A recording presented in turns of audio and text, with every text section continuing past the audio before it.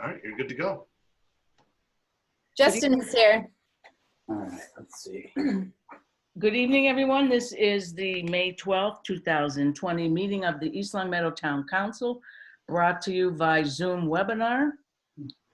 We will begin the meeting with a moment of silence, and we ask you to continue to keep our first responders, our public officials who are faced with difficult decisions around the health emergency, and our servicemen and women around the globe in your thoughts this evening.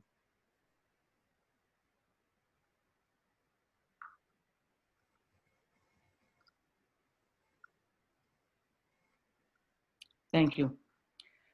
In accordance with Mass General Law, this meeting is being videotaped as well as audio taped. And if there is anyone in our viewing audience doing the same, I'd ask that you now identify yourselves, please.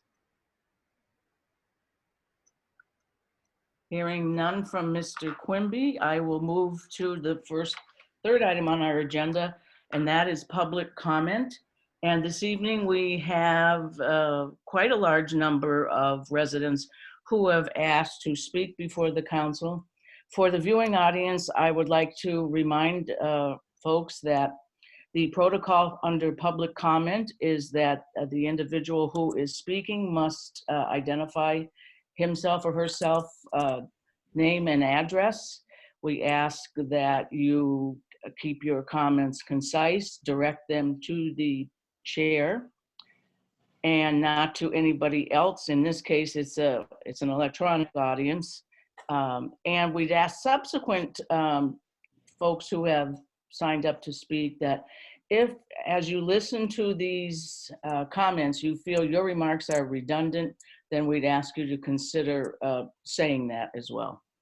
And so our first registered resident wishing to speak tonight on the Rural Lane barricade is Ms. Joan Iwanicki. All right, Joan, if you're in the audience, if you could raise your hand or identify yourself, I can promote you so you can talk.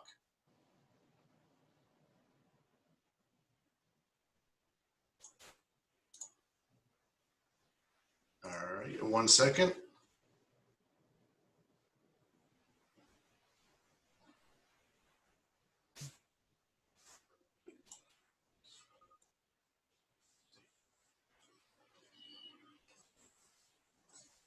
You got yourself muted.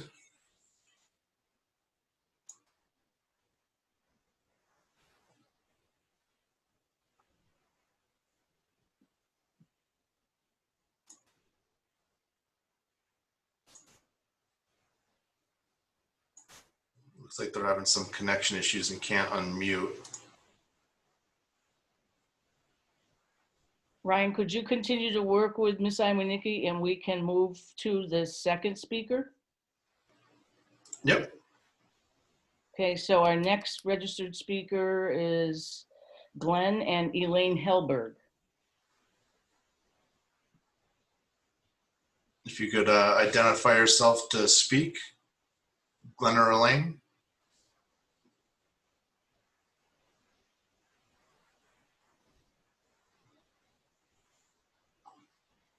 I'm not seeing anything. I see her on the attendee list, Am I missing it? right above LCAT. Oh, got it. Thank you.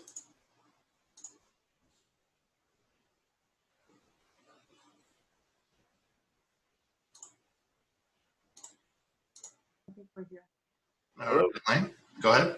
Hi, you can hear us? There you are. Yes, sir, All we right. can. Hi, good evening. This is Glenn Hellberg, and I'm with my wife, Elaine Hellberg. We live at 81 Rural Lane. We are the corner lot at the intersection of Rural and Pilgrim. So I just wanted to make a few comments regarding the barricade that's out there at the end of Rural. While the lack of input from the town is concerning, we would like to add to the discussion that the closure has created a logistical situation preventing access to homes within the neighborhood. There's been discussion that's labeled Rural as a cut-through street. Rural has been singled out as being the only street where residents are impacted. However, we can't lose sight that there is an entire neighborhood impacted by this closure, including Pilgrim, Mayflower, Porter, and Parker. Closing rural at the intersection denies access to anyone living off rural. Traveling from the center of town now essentially causes residents off rural to have to circumvent the entire neighborhood to access via Pilgrim. During peak travel hours, these residents will now be forced to sit in the traffic that prior to the barricade backs up sometimes past the kennels from the four-way stop sign. This closure will guarantee extra time to our commutes home. Imagine the additional traffic once we cannot access rural lane. In addition, those that live on Porter will be forced to fight even more traffic to pull out of their driveways during rush hour. GPS will continue to bring deliveries down rural as they formerly did to access Pilgrim and Mayflower residents. We have been witness to Amazon, FedEx, UPS, landscapers, logging trucks, etc., forced to either make a K-turn, turn in a driveway, or back all the way down rural to exit and circle around. I have also witnessed vehicles turning around and using part of my lawn to help them make that turn. I'm asking if the town is going to pay for the repair costs associated with the damage that created by this dead end. These service trucks are not cutting through, but rather accessing a neighborhood via a connecting street. Most importantly, what impact will this have on the police and fire department's access to the neighborhood? From a personal perspective, our home is in an extremely unique situation where our mailbox address is on rural, but our driveway is on Pilgrim. This dead end has cut us off from accessing our home via our own address. Is the town prepared to pour me a new driveway on rural as you have now denied this access? The dead end will also impact anyone else from accessing my address since the driveway is cut off. We do not want every delivery person cutting across our front lawn to deliver packages. We will now have to explain to anyone visiting to ignore GPS and reroute to circle around Porter, to Parker, to Pilgrim, to our driveway. My address. We can no longer drive up to our mailbox to get our mail. It sounds small, but in the winter I had the luxury of driving up in my car. Now I can't. I have to access my mailbox by walking through my front lawn in 6 inches of snow. Finally, looking out my front window, the barricade is an eyesore. Does the town even have a final plan as to what the end result might look like? Was the final outcome even discussed? In some of the town meeting notes, it was noted that the police were unable to make an impact on reducing the amount of drivers that were speeding. With all due respect, the presence of the police was extremely limited, and I haven't seen them back in months. Maybe if there was some police presence on a regular basis, this might deter some individuals from speeding. But because law enforcement spent such a small amount of time on rural, I don't believe that attempt should be considered a failed option. We are among many neighbors who have lived here for years and have raised children without issue. This decision by the town to implement this barricade without input from most residents and zero thought on the ramifications the barricade will cause is extremely concerning and disappointing. Thank you for your time. Have a good night. Thank you, Mr. Helber. We have Mr. Calvin Raymond Jr. Registered to speak next. Give me one sec.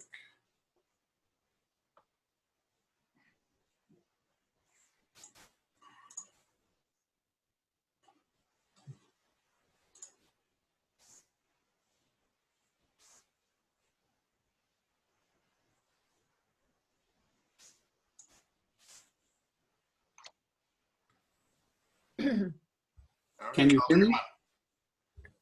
Hello? You're good. Yes, Mr. Raymond, good evening. Oh, good evening. Thank you, Madam President, council members, and those in attendance. I appreciate your willingness to let myself know as we heard regarding the rural lane issue. When this petition was put forth to close off rural lane, effectively making it a dead-end street, I'm sure that the residents who signed the petition were not taking into consideration just how it would affect other local residents. A major concern that should have been taken into consideration prior to closing the road would have been for emergency services. by shutting down the connection to Pilgrim, the people on Rural Lane would not be affected due to delayed response times. However, those on Pilgrim and Mayflower would be adversely affected. Even with light traffic, responders would have to go all the way down Porter, turn right onto Parker, and then head south towards Pilgrim. That will greatly increase response times, which we all know is critical during an emergency situation. Now picture an emergency during rush hour. It's already been noted how far that street backs up. I noticed at least to Rural Lane. Imagine a fire truck trying to navigate around the traffic, having to go into the left lane, heading into oncoming traffic, thus risking the safety of those commuters, the responders, and the good people of Pilgrim and Mayflower. A similar dangerous situation occurs every weekday when school is released at Meadowbrook. Another log jam occurs there, which is going to cause delayed response times. I'm certain that the council would not want to be responsible for creating that sort of scenario.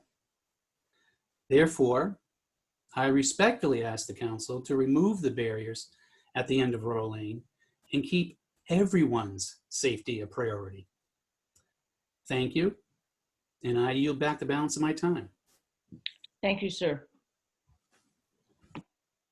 Next, we have Alicia and Michael Skirko. All right, pulling them in.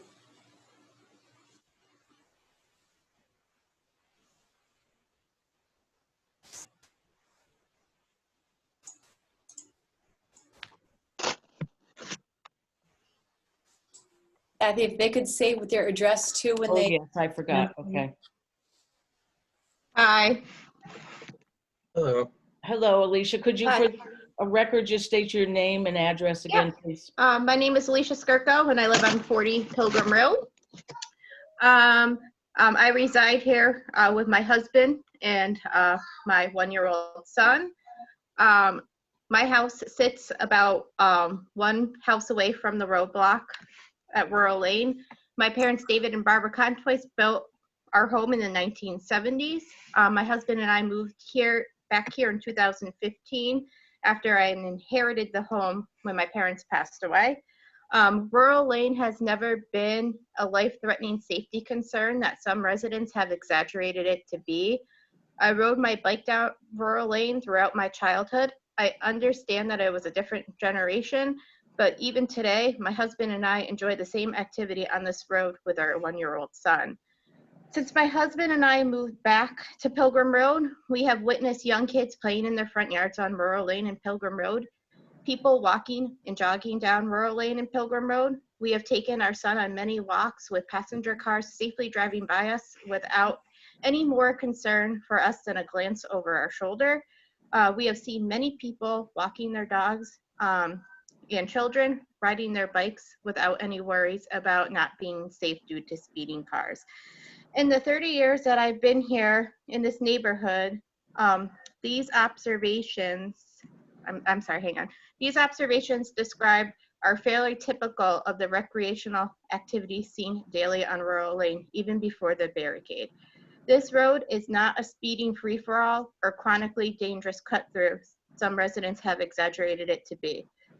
With all due respect, a basketball rolling down a driveway into a street is not a unique problem to the speeding on Rural Lane. It is a common safety concern for any parent for any driveway in America. I also never recall seeing or hearing about any cars speeding past my house now or during my childhood. Some social media comments over the past few weeks have supported the closure for Rural Lane simply on the basis that they routinely walk along the road and have had their safety jeopardized by speeding traffic. There are many other closed-end and sidewalk roads directly off Porter and Parker, as well as many paths and parks throughout East Long Meadow.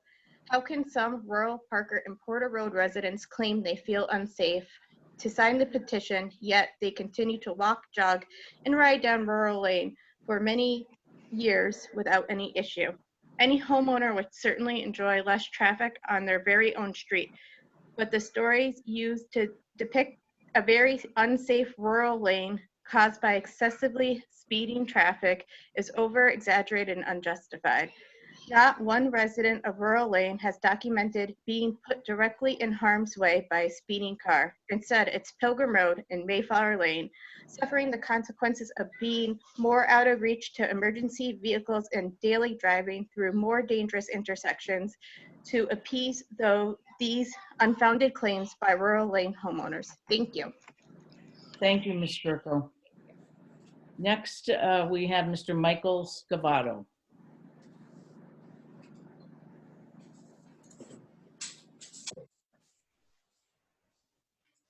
He is rejoining as a panelist. Here we go.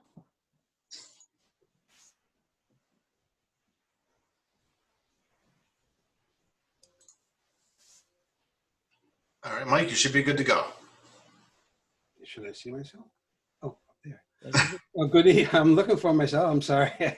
Good evening, town council members. My name is Michael Scavato. I live at 16 Mayflower Lane, and I've lived here for 34 years since I built my home with my wife. I'm a treasurer of Rocky's Hardware and a CPA. My wife and I have raised 2 daughters who spent their childhood playing, riding the bikes and walking their dogs on Mayflower Lane, Pilgrim Road, and Rural Lane. We have never, ever felt any of those streets were unsafe to allow our children to play in or walk our dogs on. I'm here to strongly object to the installation of the Rural Lane barrier that was previously approved by the council. I believe that at the time of the decision, the council had only heard one side of the issue because proper notification wasn't given to all the residents of the neighborhood. I'd like to counter a claim made by one of the petitioners during a previous meeting in which he stated, and I quote, "Rural Lane becomes a cut-through. In the morning, people coming to and from school, buses, delivery trucks, post office drivers, landscapers, and every other person getting to Porter cuts through." That is factually untrue. Anyone who's lived in a neighborhood, and anyone who's been at the Parker and Porter intersection before the barrier was here would know that and would see that cars coming from Parker, they do take lefts on Porter, and cars going down Porter, they do take rights onto onto Porter or Parker Street.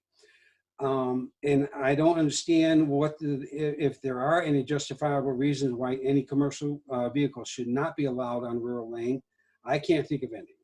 To me, it appears that petitioners believe that only Rural Lane residents should be allowed to use Rural Lane, and I strongly disagree with that. Additionally, one petitioner stated, and I quote, "Anybody and everybody that cuts through that street speeds 100%. If they don't live there, they speed 100%, end quotes.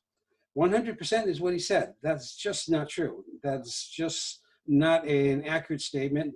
Every vehicle that drives on Rural Lane does not speed. Rural Lane is like a street in any other town that can and should be used by all residents to go from point A to point B as part of the most efficient and direct route to their destination. This barrier now forces all traffic to navigate through the Parker and Porter intersection that all council members and all residents of town knows is already one of the most congested intersections in the town. We can only imagine what that section is going to turn into when school resumes and businesses reopen. This will significantly compound that problem. That is going to become a nightmare. And how is this a solution? I've used Rural Lane daily for 34 years to commute back and forth to work on weekdays and access the center of town on most weekends. There's no valid reasons I can see why I or any resident should be denied access to Rural Lane. This barrier is disruptive. It's a significant source of inconvenience to me and most residents of our neighborhood and the town. It has divided the neighborhood. It's an eyesore, and it should be removed immediately. Why does the council want to treat Rural Lane differently than any other street in town just because some residents object to vehicles driving by their homes? In closing, this barrier is not now and never will be acceptable, and this failed trial period has gone on long enough in my mind. This barrier should be removed immediately. Thank you. Thank you, sir. We have Miss Carrie Demaro next, if I'm reading my notes correctly here.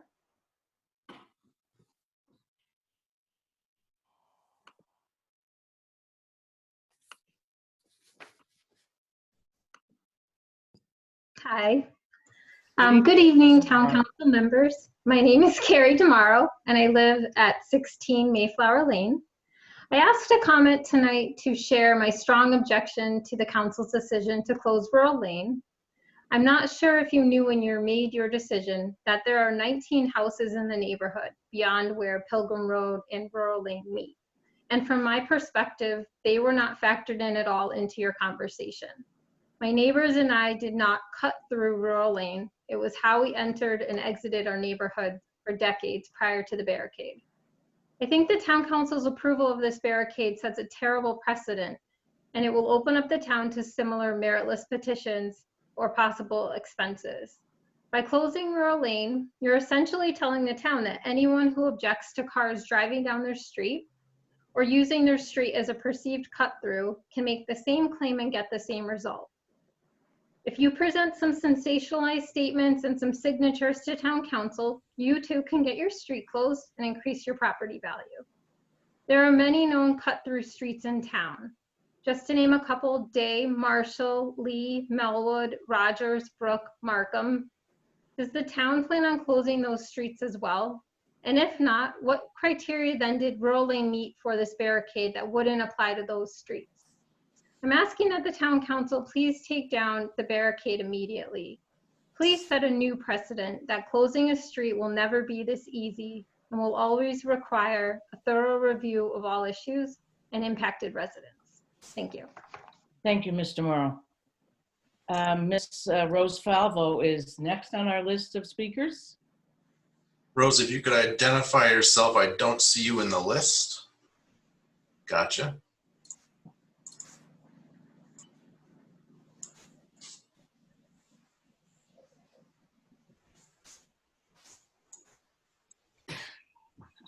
Start my video. There we go. There she is. You're on. Rose Falvo.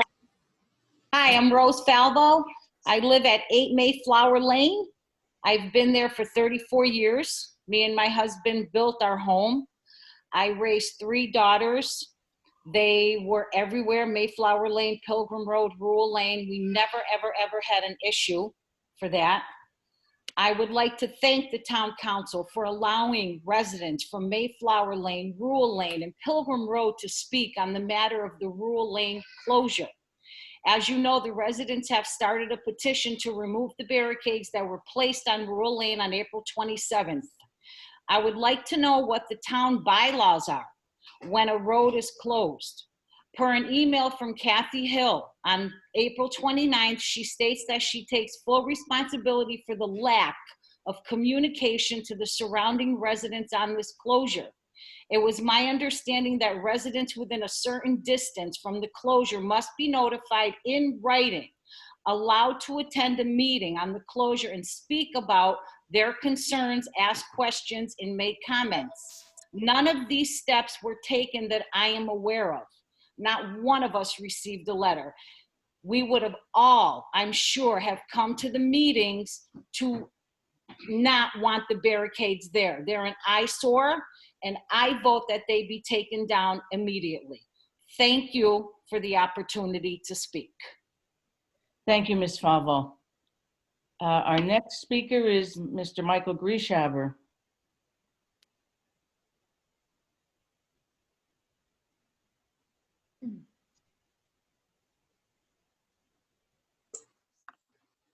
He is rejoining. All right.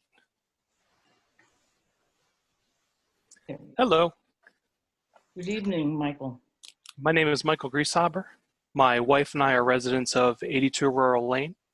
We are the last house before the barricade, and I'd like to thank the town council for revisiting this matter. I have lived in East Longmeadow for almost 30 years and have seen the town grow and change. We've been homeowners on Rural Lane for a little over 2 years, and it quickly became evident how many people use Rural Lane as a shortcut to circumvent the traffic at the corner of Porter and Parker. Our neighbors informed us when we moved in the steps that were being taken to try to mitigate the irresponsible drivers that frequently drive up and down rural. And frankly, we weren't surprised. It wasn't really the volume of traffic during the peak travel hours that bothered us, but rather the rate of speed that the cars traveled to make sure they saved time on their 0.2-mile shortcut, especially during the times when there really wasn't any traffic at the Parker and Porter intersection.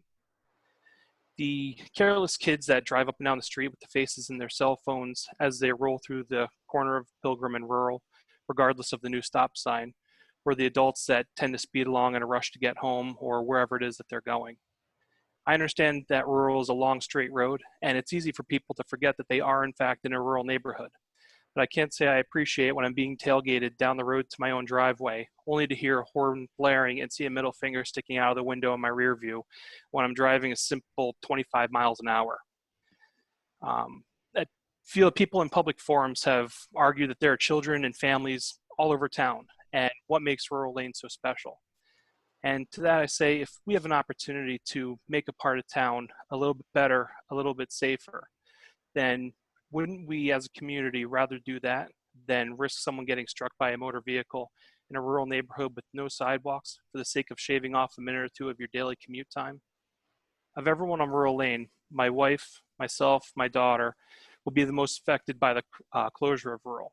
I work in Enfield, and my drive takes me down Parker through Summers to get to my job the quickest. When we go to the store or the gym, we now have to sit in traffic at Porter Road to make it to Allen and Cooley after work or to go to the grocery store. When our daughter eventually starts school at Meadowbrook, we'll have to travel the length of Rural and go down Porter and Parker instead of just cutting down Pilgrim. When we wake up in the morning, we too get to look out our front door and see the beautiful bright white and orange barricade in front of our house.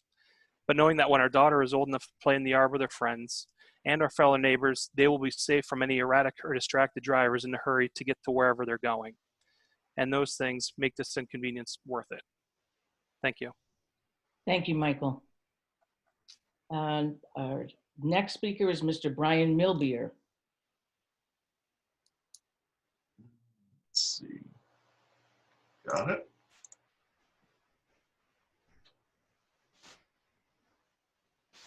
He's in there. All right, Brian, you're on. All right, thank you. I can reiterate the concerns from the folks on Pilgrim. Brian, if I can just interrupt for a minute, would you just, again, for the record, sorry. please state your name and address? Thank you. So I'm Brian Milbier. I live on 60 Pilgrim Road, and I have lived in this neighborhood for about 30 years on and off. I bought my parents' house off of them when my dad moved out of town, so so I've been on this street since this house was built. I can reiterate the concerns of the other residents that live around me on Pilgrim and Mayflower, and some folks on Rural around the concerns around the lack of notification, the fact that vehicles from the center of town, fire department, ambulances are going to take longer to get here. One of the main items I also wanted to bring up was I like to make decisions based on data. And I haven't seen the data that backs up the need to close Rural compared to other places in town.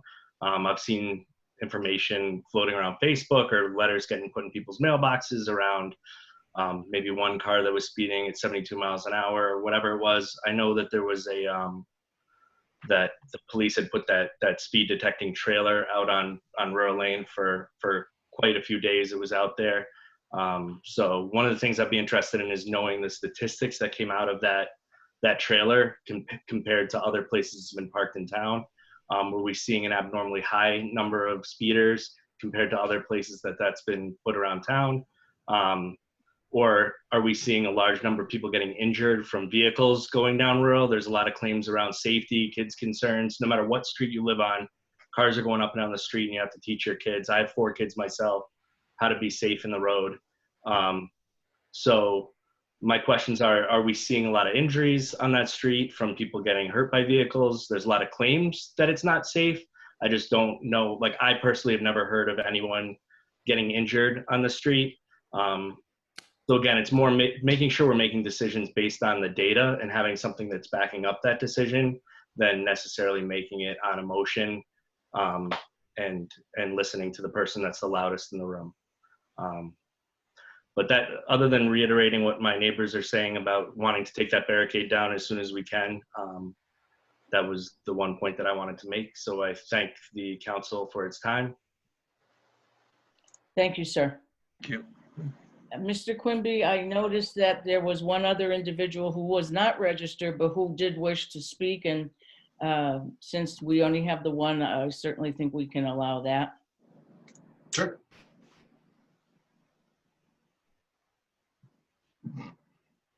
Oh, I picked the wrong I person. think it's a Miss Tatro, Wendy Tatro.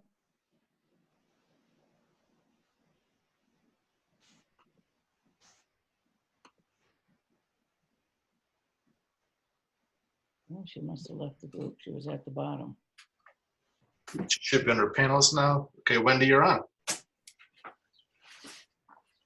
I would like to thank everybody, and I appreciate everybody's point, especially those who are on Mayflower and Pilgrim. I live at 38 Rural Lane, so we're right in the middle on rural. We're not on one of the corners. As far as data, everybody's asking about data and backing up data. The data shows that 2/3 of all vehicles that were traveling on Rural Lane while the speed boards were out were going above the posted speed limit. Some were clocked as high as 70 and over 70. That's 2/3. So we're not just coming up with, imagination and imaginary numbers. There are a lot of children, young children on this street. We do appreciate that there are children throughout this town. But we also want to keep our children safer. We have been very vocal over the past several years. We put up signs along our street asking people to slow down. Those signs were stolen. We have had several neighborhood meetings. One of the meetings was attended by the police chief. He had given us several suggestions, one of which was to reduce the speed limit.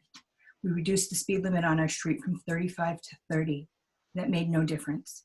We put up stop signs at the end of our street. That has made no difference. One suggestion was to put in speed bumps. We were told that wasn't an option, that DPW would not allow it. Another thing I would like to point out is one of the big arguments is the placement of the barriers. We never asked to have them placed at the end of Rural Lane, and that seems to be the big fight. We didn't want to cut off access to Pilgrim or Mayflower. In fact, a barrier was our last resort. We had actually asked to have that barrier put up at the end of Parker. We didn't want to cut off Mayflower, and we didn't want to cut off Pilgrim. And we understand that it is an enormous inconvenience. And we almost feel like this was set up to fail from the beginning by having them put at the end of Rural. We understand that there is no access for fire trucks to turn around when it's at the end of Rural Lane. We understand that the houses which are at the corner are going to have a lot of traffic turning around because there's no through sign and there was no warning. We understand and sympathize with Mayflower and Pilgrim because you had no notice. We had very minimal notice, and we didn't know that it would have, or I personally, I don't want to speak for anybody else, I personally did not know that it would be at the end of Rural Lane. That almost doesn't make sense to me. But I do think that some sort of a barrier does need to be put up. I hear what people are saying, that they raised their children, and for 30 years they've lived here and raised children, but it's not the way it was 30 years ago. We now have the high school kids flying down the street. When the high school gets out, I know my kids does not go out in the front yard. They fly. It is a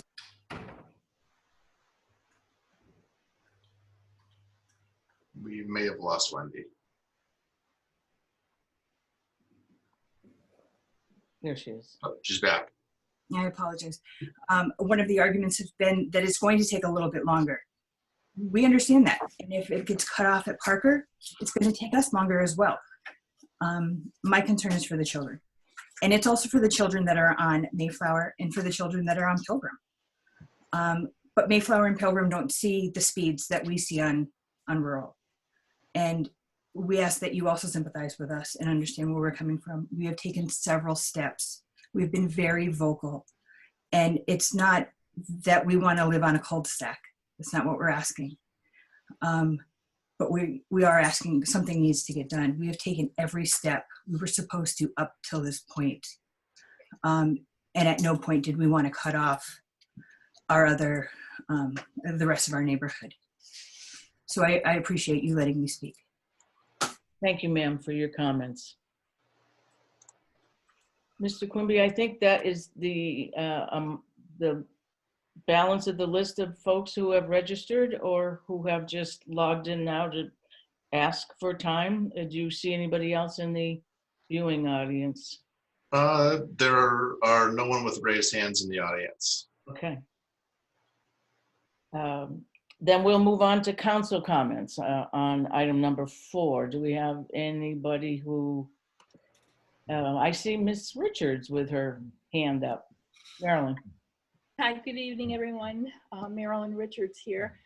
I had a conversation with President Hill regarding a seminar that Councillor O'Connor and I attended remotely on Friday, and it was felt that some of the high points should be shared with the council and the community. This particular seminar was hosted by the Mass Municipal Association, and the focus group were select boards and councilors throughout the Commonwealth. The subject matter was state revenue and budget outlook.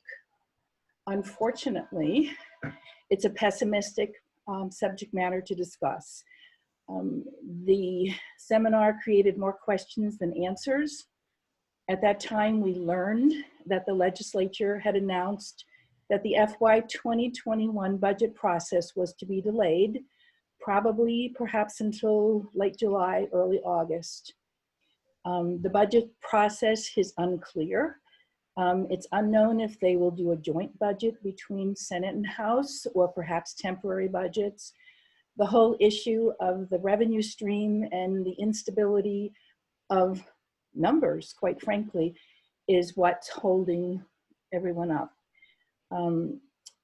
The state has a finance oversight committee like we do, and they revisited their numbers as to the revenues or projected revenues, and right now they are looking at a $4 billion to $6 billion shortfall. So it's pretty sobering when you hear information like that. More recently, some legislation was passed. It's Senate Bill 2680. It was passed by the Senate. It still needs to go before the House.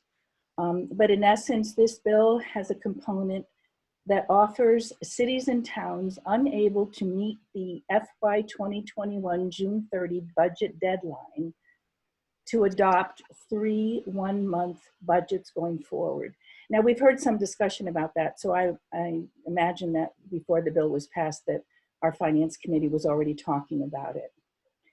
But also, just to hit home about the enormity of what we're dealing with, we were given the number that the comparison of the April state tax collections of 2020 versus the April state tax collections of 2019 fell 54%, 2.3 billion below April 2019 figures. It's overwhelming. There are some good news out there, though. Mary, listen up. There is the commitment from the state to honor the FY 2020 budgets.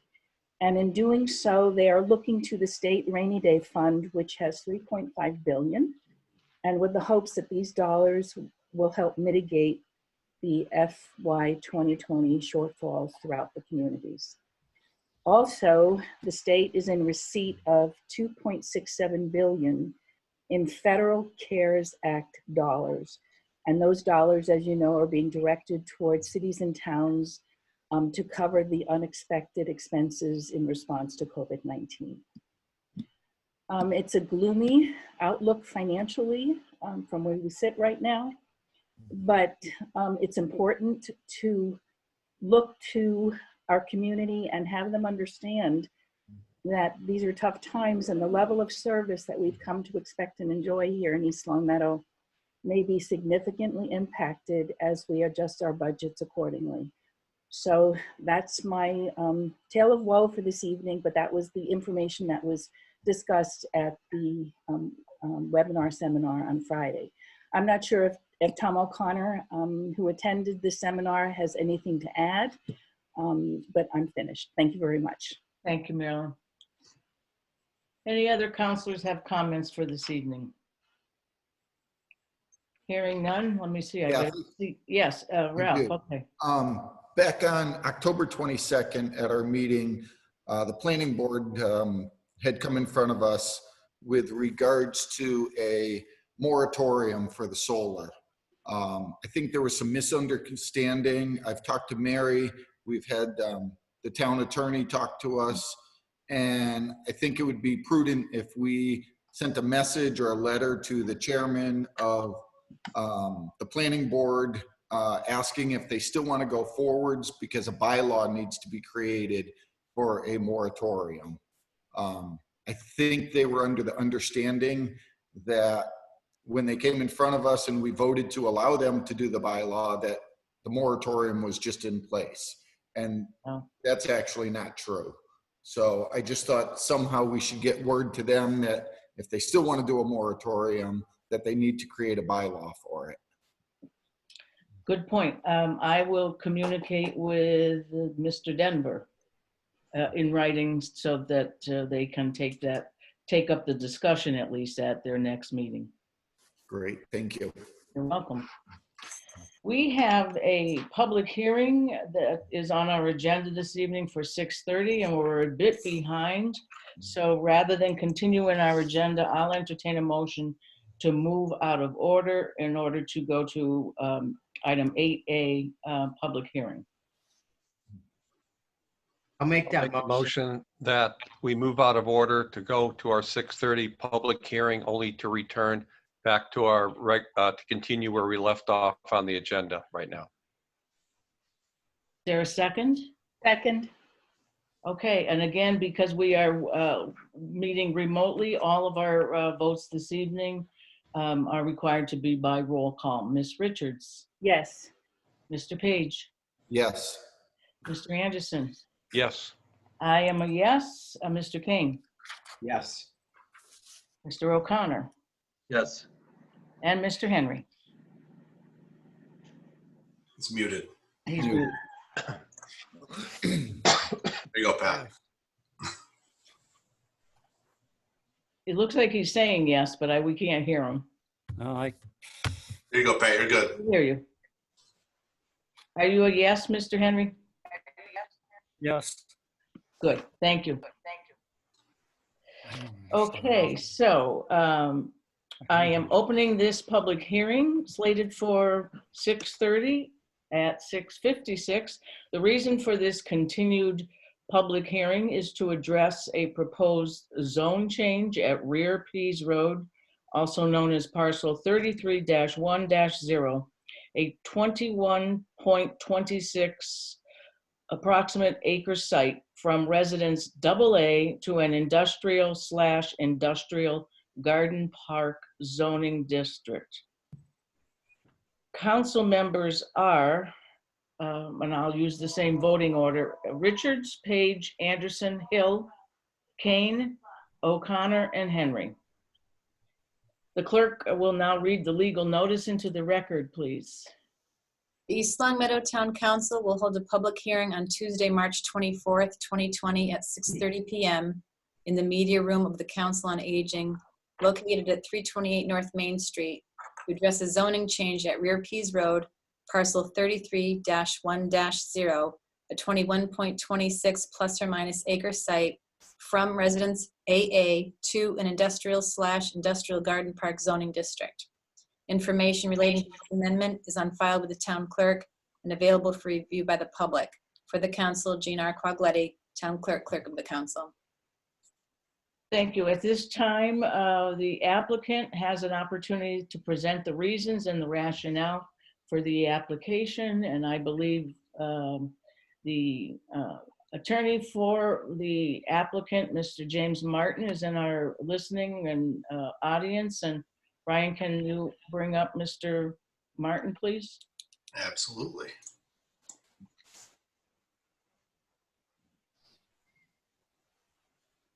There we go.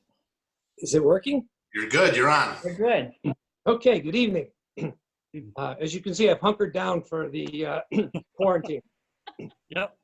And it's also, I will confess, the first time I've worn a coat and tie in 5 weeks. But for the record, my name's James Martin. I'm an attorney with Robinson, Donovan, and Springfield, and I represent the petitioner applicant, PLH LLC. They do business as Ecos Energy. They own the real estate located in East Long Meadow. And this has been a long, complicated process. And I think it's worth doing a brief review of what's transpired, just so some of the folks at home can get a sense of this, and new members to the council. But this journey started back in September of 2018, when my client petitioned for a zone change, and we came before this council seeking to have it recommended to the planning board, which was part of the required steps for the bylaws. And this council voted unanimously back in September of 2018 to refer it to the planning board, and the process began. The planning board conducted a hearing on November 29th, 2018, at which time, unfortunately, the planning board chose not to endorse the petition. And the reasons set forth for them not endorsing the petition are in their decision. During that period of time, my client commenced litigation against the town, challenging the validity of the restrictions on the solar bylaw. As a result of that litigation, the land court issued a decision. That decision was issued on August 20th, 2019. I trust everyone has seen a copy of that decision. It's important to review and understand what the court said. It was a motion for summary judgment. The court ruled on the pleadings. And at that time, the court found, stated this: the fundamental threshold issue is whether the town of East Long Meadow's zoning prohibition against ground-mounted solar installation in a residential district can exist in harmony with solar protections established in General Law, Chapter 40A, Section 3. The court concludes it cannot. Court went on to say, the purpose of the remedial provisions of the statute requires some standing down by municipalities to encourage and protect solar facilities, a use that might be seen as unwelcome in municipalities at a local level by abutters, neighbors, and by town government. Well, this case certainly is an example of that. However, the court went on to say at the conclusion of its decision that the town and the petitioner at that time had some choices. The court said that the town could enact a zoning bylaw provision that would regulate, in accordance with this ruling, Section 3 of the solar issues in a residential district. The town elected not to do that. Or if the plaintiff wishes to proceed back before the planning board, allowing the plaintiff to apply for a building permit and to seek site plan approval, in which the various provisions of the bylaws will be vetted by the planning board and applied to the proposed solar use in keeping with the provisions. And that this petitioner did. In the meantime, on multiple occasions, the council continued the petition for a zone change. First, because the council subcommittee had not conducted its hearing. And you recall that this was submitted in September of 18. The planning board ruled in November of 18. the subcommittee did not meet and conduct their hearing until May of 19. So there was this large gap in time, and it's planning and the town council I had no other choice other than to continue the hearing during that period of time. Once the planning board, once the land court issued its decision, the decision was made to go back to the planning board, and we proceeded to go through site design review. And as is set out on the decision of the planning board, the most recent decision, there were public hearings held on November 19th, December 3rd, December 17th, January 21st, February 4th, and March 10th. And at each one of those hearings, the petitioner addressed each and every issue that was raised by the town through its planning board on site design review. And in the end, well, what we thought was the end, the fire department, the police department, the DPW, and the Conservation Commission had all indicated that they had no objections to the design of the project and that any of their concerns and issues had been addressed by the petitioner. What's important to point out, however, is that, and I want to make sure I get these dates right for you, is that at the penultimate hearing in February of 2020, as the petitioner appeared before the planning board, it was notified about 5:55 that the town had retained new counsel and that the new counsel had written a memorandum and was advising the planning board not to vote on the site design review. Needless to say, this was very distressing to my client who flew in from Minnesota as a representative, and to me, who have been working on this for quite some time. This centered around the issue of frontage, or one of the main issues was the issue of frontage. And new counsel opined that the planning board could not approve something or address the issue of frontage. Now, it's important to note in the record that the issue of frontage had been raised back in December of 2019. And at that time, town council at that time opined that the petitioner had satisfied the issue of frontage. It notified the chairman of the planning board that the issue had been addressed and satisfied. And in fact, it notified the land court in a formal status report that the issue of frontage, and I quote, "Council of the town of East Long Meadow has opined to the planning board chair and will to the board as a whole at its next meeting," which he did, "that the lot frontage issue raised at the November 19th, 2019 meeting should not be a barrier to approval of the plaintiff's project." Now, this ties into the zone change petition because, as you'll notice, when we applied for a zone change petition, we asked for industrial garden or industrial. And the issue was identified that we could, since we didn't have frontage at the time, it was that it would be only in industrial garden would it be allowed. But in fact, the issue of frontage is been satisfied both with the reports from town council and, as you'll hear later, in a different venue. So at that February 4th meeting, with 25 minutes before the commencement of the 6:30 hearing, having this issue raised, the petitioner and myself were faced with the decision what to do about this issue, given that the planning board indicated that it was felt compelled to follow its new council's decision and not take any action, keeping in mind that this has been working its way through the town since September of 2018. An alternative was discussed to go to the Zoning Board of Appeals to have them grant a variance as a belt and suspenders. We never waived our position that frontage was satisfied, but we agreed to go to the Zoning Board of Appeals to get a variance, and we did so.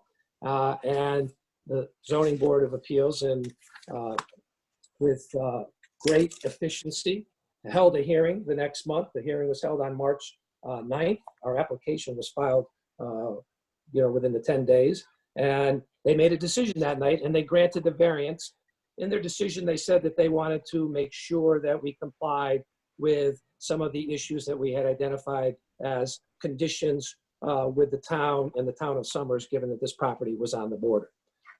We went back to the planning board the following month, the following day, and with good news that we had obtained the variance, seemed to have addressed the issue that was raised at the last meeting.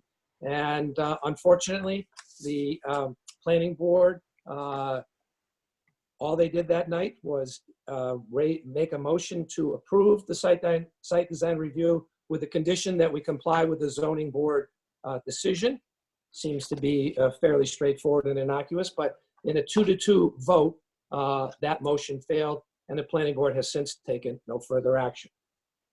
So what has this done for the town of East Long Meadow? Well, the town of East Long Meadow is still currently in litigation with new counsel in the land court before Judge Piper. It is also a defendant in a superior court action in Suffolk County regarding the regulations and their bylaw with regard to solar. And it now is in another action in land court before Judge Piper on an appeal of the planning board's decision.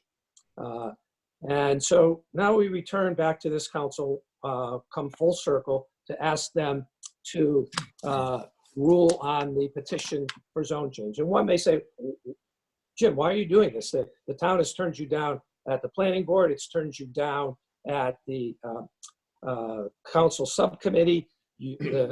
And, you know, we've made our position clear. My client firmly believes in the benefits of solar. He firmly believes that the East Long Meadow zoning bylaw was illegal as found by the court.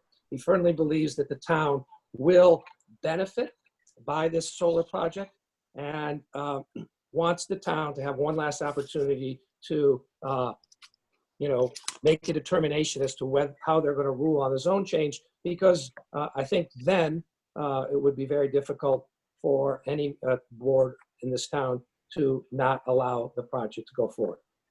So we refer back to what I submitted to you on the first time I presented this zone petition to you. Those packets were presented, and I know some members at the time said this is very thick and thorough and we'd like time to review it.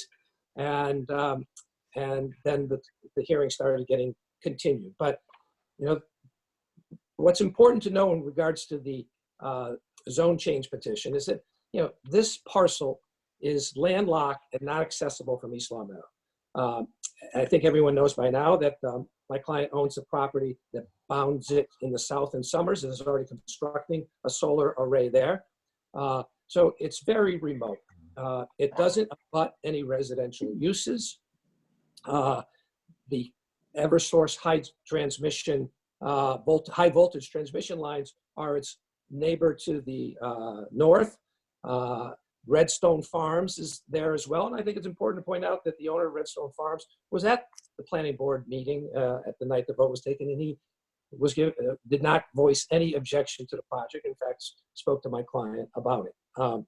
And the standard for a zone change is that it should be considered when it promotes the public welfare and health of the community. This isn't a political decision. This is what's best for the community. And here, if one accepts the fact, which almost everyone does, that solar energy is good, that solar energy reduces reliance on fossil fuel, that solar energy contributes to clean air, that this array as proposed would generate enough energy to power 1,200 homes in East Long Meadow, that solar energy is safe, it's not noisy, it doesn't have any disturbing lights or traffic. This is buried deep down on the border. It's fenced in, it's safe. There's no traffic. It generates one maintenance visit a month after the array is built. And that it generates income for the towns where it is through pilot programs and other tax arrangements for the town. So when you listen to the legal issues as to why what's good for the town in this project, it's safe, it's clean, doesn't create traffic, generates income, promotes the public welfare, one would say, well, why wouldn't anyone endorse this? Why wouldn't anyone support this? And that's really the question, because from a legal standpoint, if you go back and you look at the reasons that the planning board voted not to endorse it, those have all been now addressed by the site design review process and by the court. If you look at the planning board's decision, all of those issues are addressed by the court.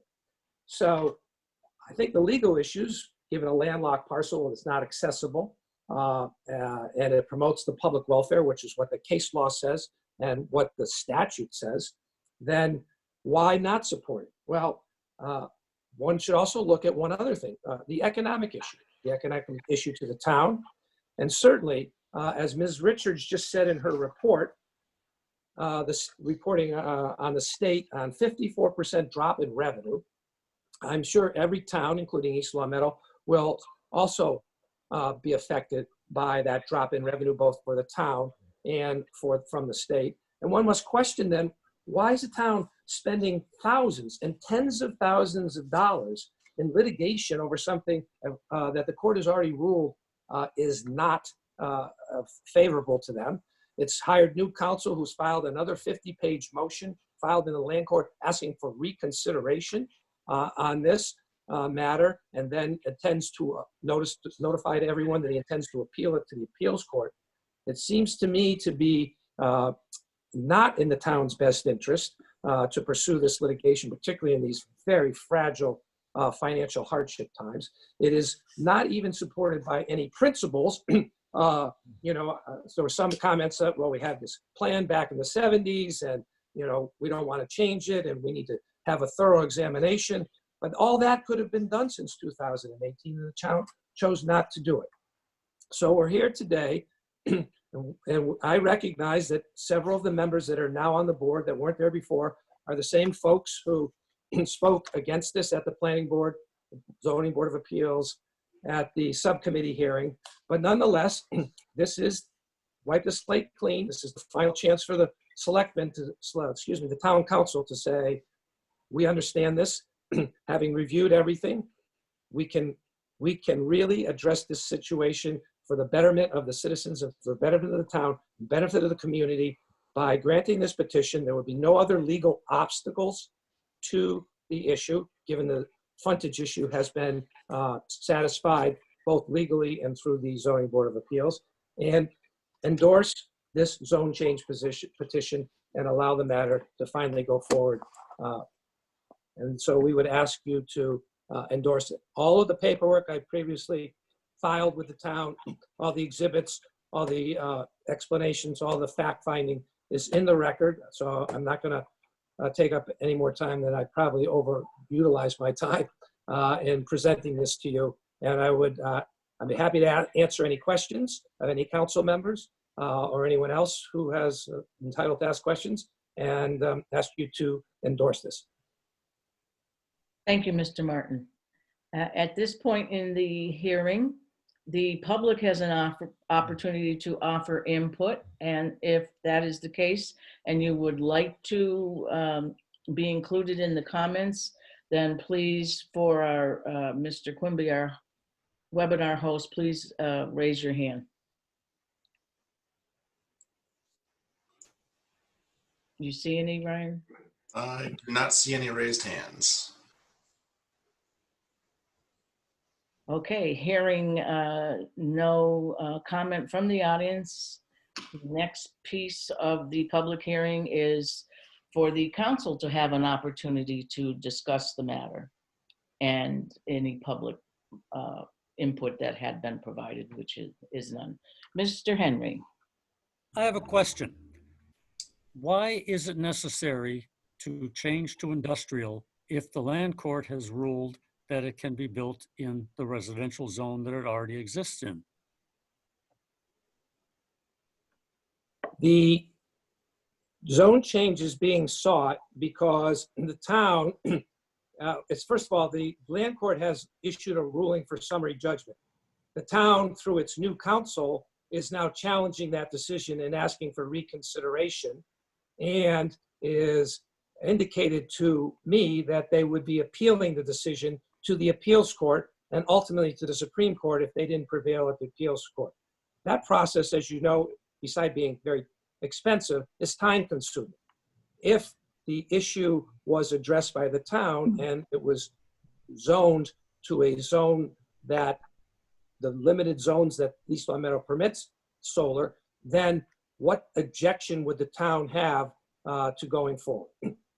So it is a practical and reasonable solution. I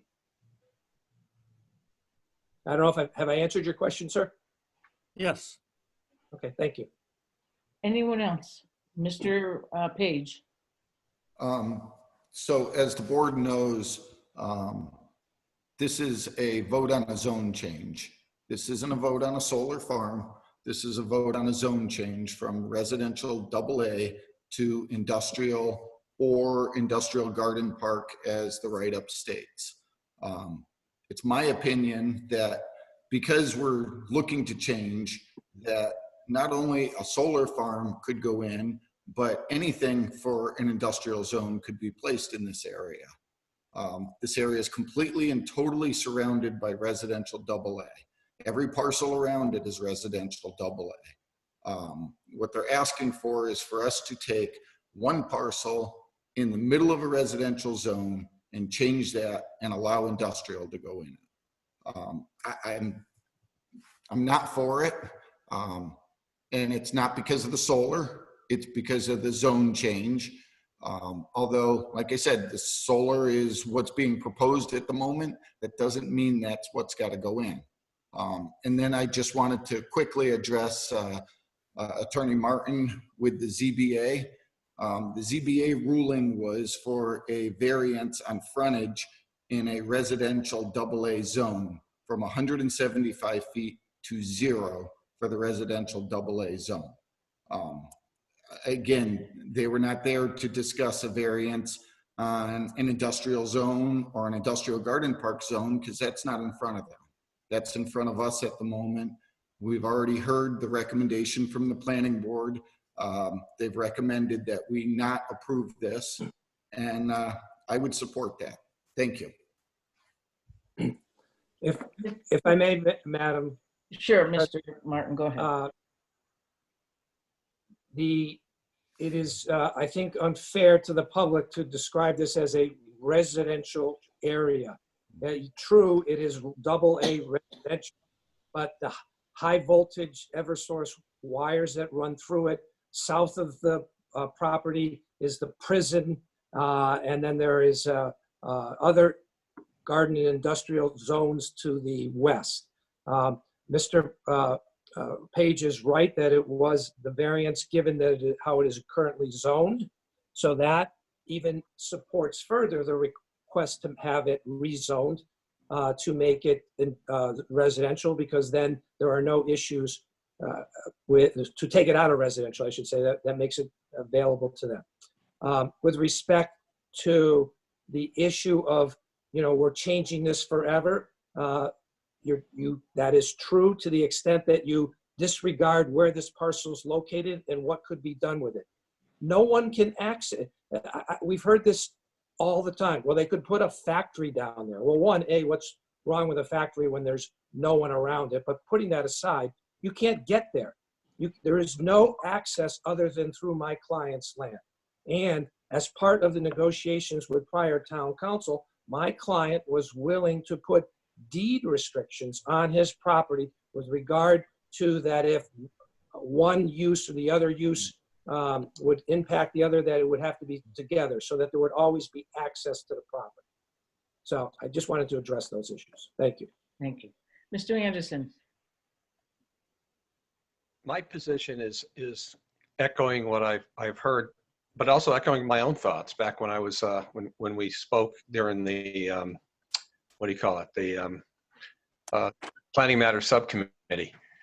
We're talking about the welfare and health, and I'm not anti-solar. I mean, I used to be on the Green Committee when we used to have that. And what I suggested is to explore, instead of the ultimate changing a residential zone to a, to an industrial or industrial garden zone, instead explore a green bylaw.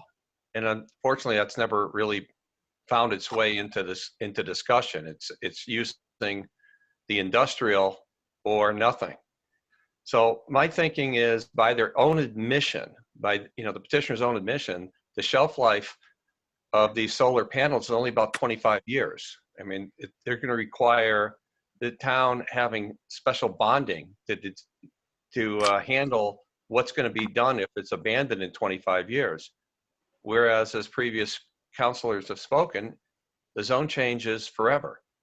And I just really don't think all options have been explored. And even though under the present world we live in, they may not be attractive to factories or what have you because of the high tension wires, we also have to remind ourselves that it wasn't that long ago that we were seeing deed restrictions and so forth, that you can't have satellite dishes, and because they were 10 feet. The technology is going to change. Distribution of electricity perhaps may change, and so forth.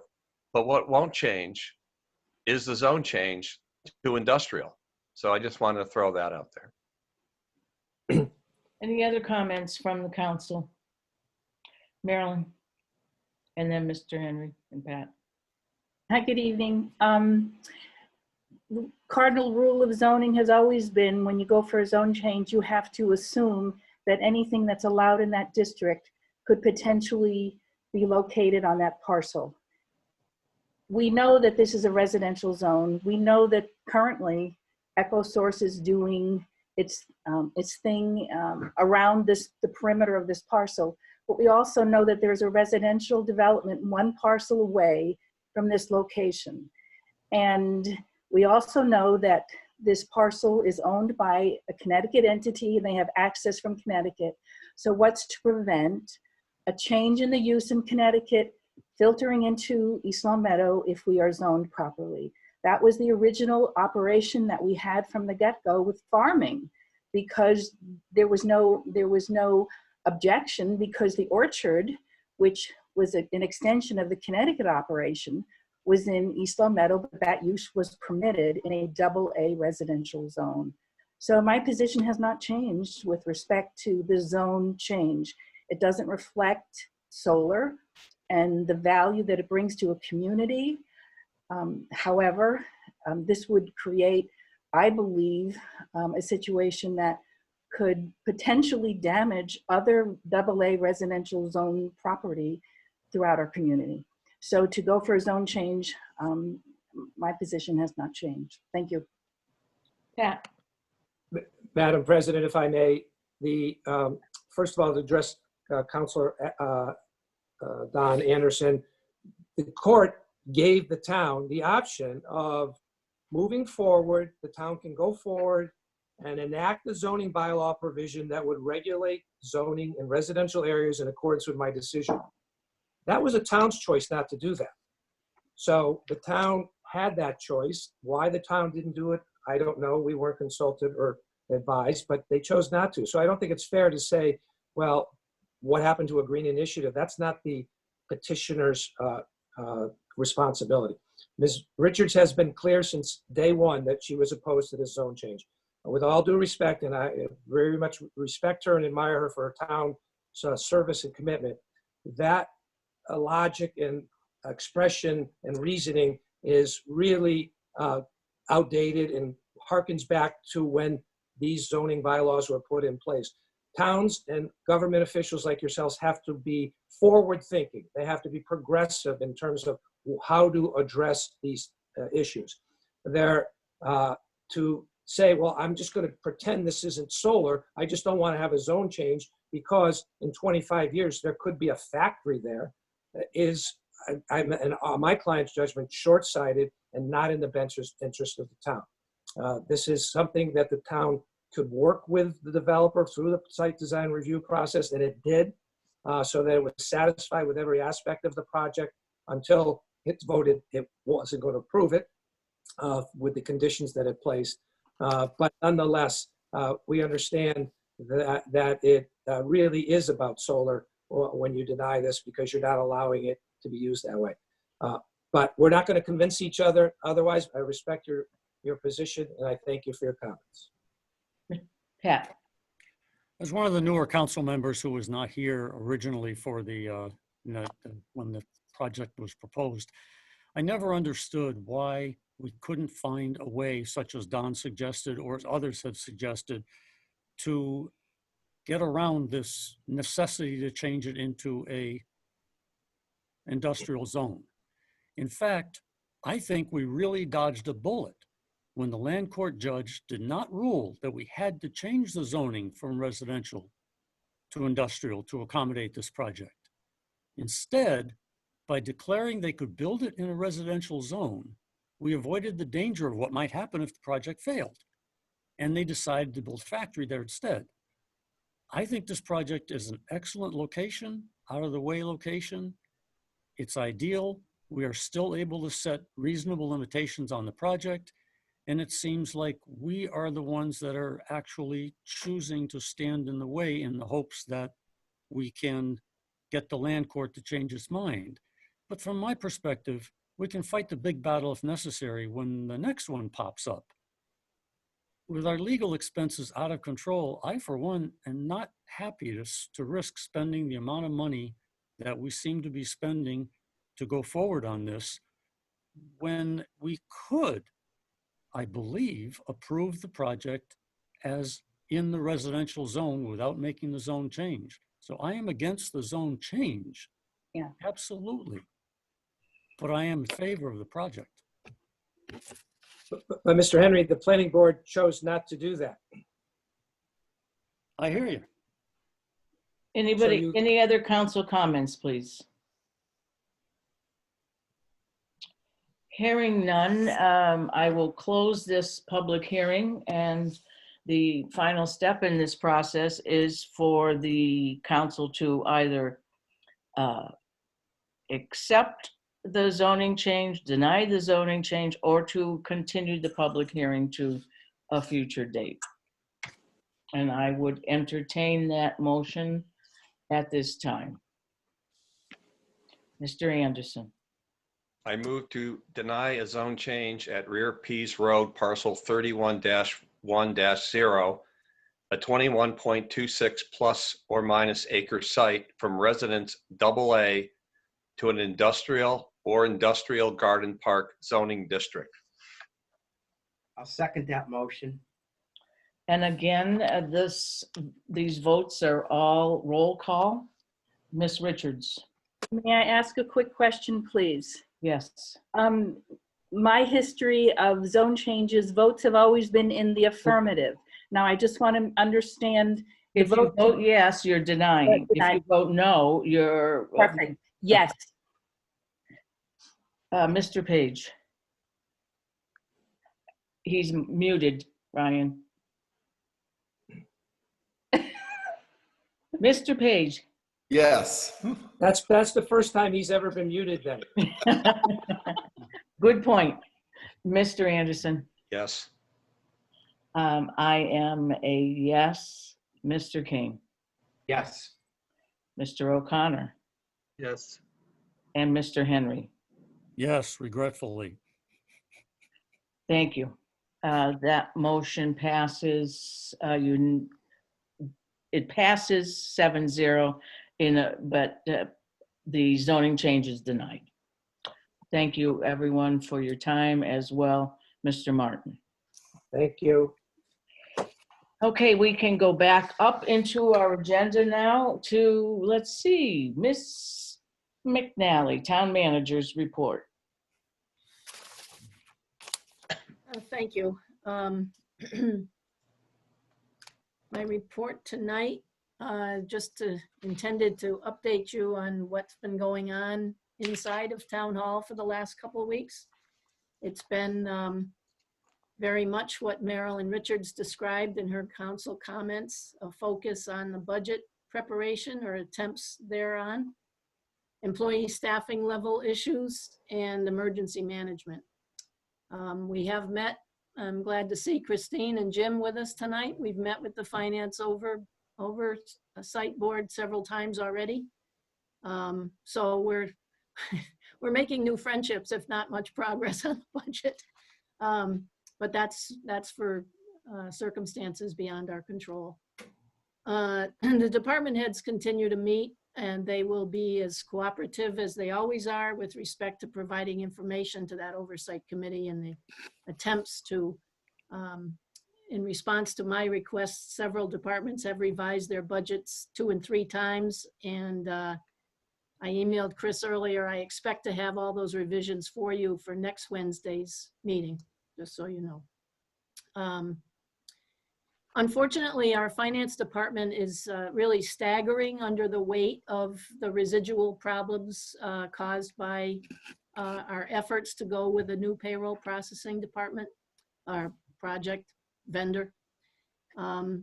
Unfortunately, that service was only in effect for 2 months, but dealing with the residual problems of payroll deductions and lack of transmission of payments to their appropriate places has just caused an enormous amount of work, and we don't have the staff to do it. So Olga and the 2 women who work in that office now are really putting in a lot of extra effort to try to get us up to speed so that they can then start to work on the current issues of budget preparation. Along the lines of budget, I have written a letter to Mary Jane Handy, who's the Director of Accounts in Boston at the Department of Revenue, and asked for her approval of emergency spending to cover any deficits that may occur in fiscal 20. I asked for $250,000 approval, and that letter was approved. I received it last night. Now, it doesn't mean we have to spend any of that, but if we do, we're authorized to do so. And I was happy that they turned it around as quickly as they did. Our budget and revenue concerns are certainly compounded by our social distancing requirements. As you know, we had to furlough several employees in the town over the last several weeks, primarily because of an inability to have them in their physical offices due to social distancing requirements. So those continue to create difficulties on many, many different levels in our office workplaces. We are planning for the eventual reopening. As you're probably aware, the governor announced yesterday that there'll be a 4-phased reopening of the community and the Commonwealth based on the data that is revealed in the report of the Lieutenant Governor's Advisory Board, which is due next Monday. There will be 4 phases. I do not expect the town municipal buildings to be included in the first phase. It's going to be a very gradual reopening, and I suspect that businesses like the municipal town hall will be deferred to the second phase based on what I know so far. We are in the process this week of, well, Amy Petrovsky and Chief Morissette are meeting telephonically with all department heads to determine their office needs with regard to physical barriers, if you will, between the public, just to install plexiglass or some sort of protective coating on counters, sanitization proceedings, all these components that the governor has indicated are essential to a safe reopening for any facility in the Commonwealth. So we've been working on those for 6, 7, 8 weeks, and we continue to make progress.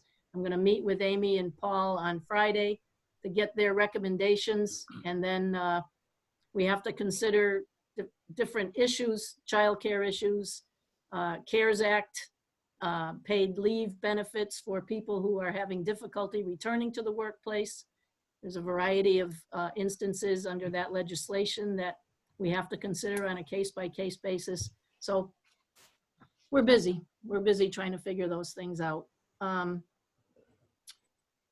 One of the difficulties that we do have is enforcement of some of these orders. As you know, the mask order went into effect last Wednesday.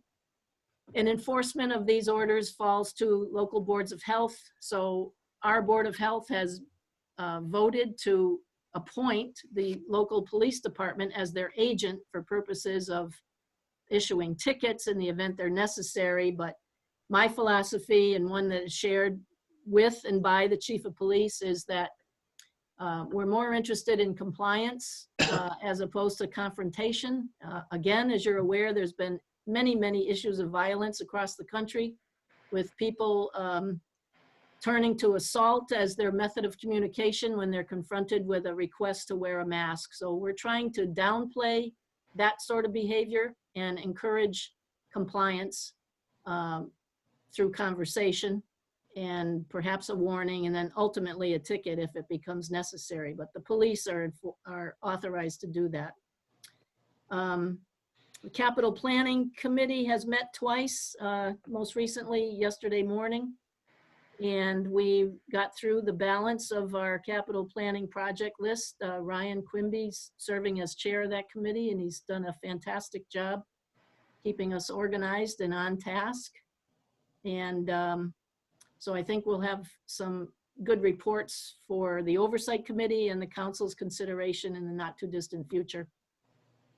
And lastly, we do continue to be very concerned about employee welfare. I don't want to overstate it or be melodramatic, but I'm very concerned about stress levels, safety concerns, comfort levels of people returning to the workplace who have not been in on a regular basis. So they're just issues that I think we in the town hall who are there on a regular basis are trying very hard to take into consideration the emotional as well as the physical ramifications of this crisis. I have had the treasurer, Dawn Fonte, who's also stepped up in her financial role. She's been creating a weekly chart to track the difference in revenue rather, since the beginning of the emergency, which I'll call March 16th, that's the day the town hall closed. For the period from March 16th of 19 to the present versus March 16th to 2020 to the present date, our town has received $637,000 less revenue in that 8-week period. So that gives you some slight indication of where we are. It doesn't reflect the fact that the real estate taxes have been deferred by some taxpayers in town. So maybe by the June 1st payment date, a lot of that shortfall will be recaptured. But the trend is not good, and we're monitoring it on a daily basis. I just want to assure you that not an hour goes by that we're not thinking about what's in the coffers and how to reduce expenses and maintain operations. So that's unfortunately, that's my report for tonight. Thank you. Any questions for Mary before we move on? Pat. Through the chair, I had a couple of questions for Mary. I know she's been very busy, so it's hard for her to keep us up to date on these things, but where do we stand on the matter of furloughs? This is the first I've heard that we actually did implement some furloughs, and I'm not certain where we stand on that. And also, is the dispatch center still on schedule for July 1st, or has that been put on hold? Similarly, the trash contract, I think, is due July 1st or June 1st, and I'm wondering what the status is of those things. And if they're all taken care of, that's fine, but it's just that we're kind of out of the loop, and it's nice to know. Well, on furloughs, at your last meeting, was that when we had our executive session? They were implemented the next day. I thought I had made that representation that evening. They were, okay. There were 14 people furloughed. They received their notices on April 29th. Who were all members of the Town Employees Union. Right. And they weren't all furloughed 100%. They were furloughed on the basis of the hours that they were working. So I had done a survey of all the department heads asking them who on their staff was working 37.5 hours remotely and who was not able to do that for any number of reasons. And those who were reported back to me as not working a full work week were then furloughed in a percentage basis for the number of hours that they were not working. So we had, for example, the DPW had 3 administrative assistants that were furloughed 3 days a week because they're only working 2 days a week.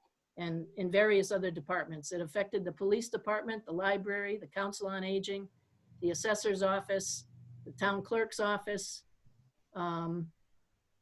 health department, and I think that's all.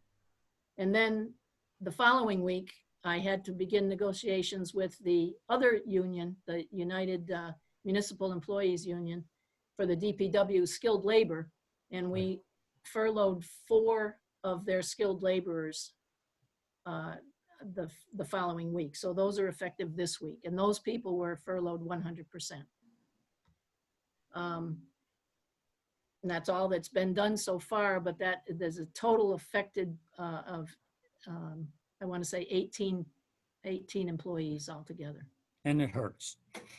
And it hurts. Well, in addition, I take that back. It was actually more because the school crossing guards, of which there are 8, were furloughed at the end of April. And the library pages were also furloughed sooner than some of the other staff. Those occupations are not members of any union. So that's why their furlough was undertaken a little bit sooner than the ones with union ramifications. Thank you, Mary. Secondly, you asked about Westcom. We are on board for a July 1st switchover. There are now other labor negotiations necessary as a result that I'll have to deal with in executive session at a future meeting regarding the police officers union. And the contract for waste disposal has been signed and is in effect. And unfortunate, well, we solicited some bids, and we're going to stick with Republic, although their service is not always optimum. They were $150,000 or so less than the next competitive service. So our hands were somewhat, I felt, forced to continuing that. And they've made representations that they will do better, and at times, you know, there are fewer complaints on some weeks than others. I know they're trying, so we're doing the best we can with that. But, thank you. And I'm sorry those things fell through the cracks. They were taken care of, so I... Did not fall through the cracks. Anything else under manager's report? Okay, then moving on to approval of minutes. In your packet, you have the April 28th, 2020 open session minutes. Hopefully you've had an opportunity to review these. If there are no corrections or additions or comments about them, I will entertain a motion for their approval. Motion to accept our open session minutes of the town council held on April 28th of 2020. Second. The motion's been made and seconded. Ms. Richards? Aye. Mr. Page? Yes. Mr. Anderson? Yes. I am a yes. Mr. Kane? Yes. Mr. O'Connor? Abstain. I'm sorry, abstain? Yes. Yeah, okay. And Mr. Henry? Yes. Thank you. Those those minutes are approved. Also in your packet, the April 28th, 2020 executive session minutes. And again, I will entertain a motion unless there are comments for corrections or inclusions. I move we accept the executive session minutes of the April 28, 2020 town council meeting. Second. Motion's been made and seconded to approve the April 28th executive session minutes. Ms. Richards? Yes. Mr. Page? Yes. Mr. Anderson? Yes. I am a yes. Mr. Kane? Yes. Mr. O'Connor? Abstain. Abstain. And Mr. Henry? Yes. Thank you. Okay, moving on to item 7 on the agenda, communications, correspondence, and announcements. You also have this in your packet, and for the edification of our viewing audience, we are in receipt, the council, in receipt of a submission of approximately 182 signatures of residents opposing the rural lane / Pilgrim Road barricade. And that is just for the record at this point. That whole matter will be taken up this evening under old business. Orders of the day, we have no licensing matters before us this evening. 9B, financial matters. And we have the FY20 third quarter budget update. And I believe, is Mary still here? Mary, is Olga joining us? Be in the audience. Yep, I'm pulling her in right now. Okay. Oh, you said you spilled something.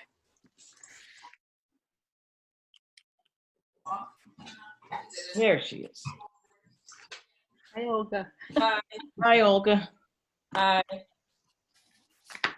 Well, Madam Chair, if I could start this. Certainly.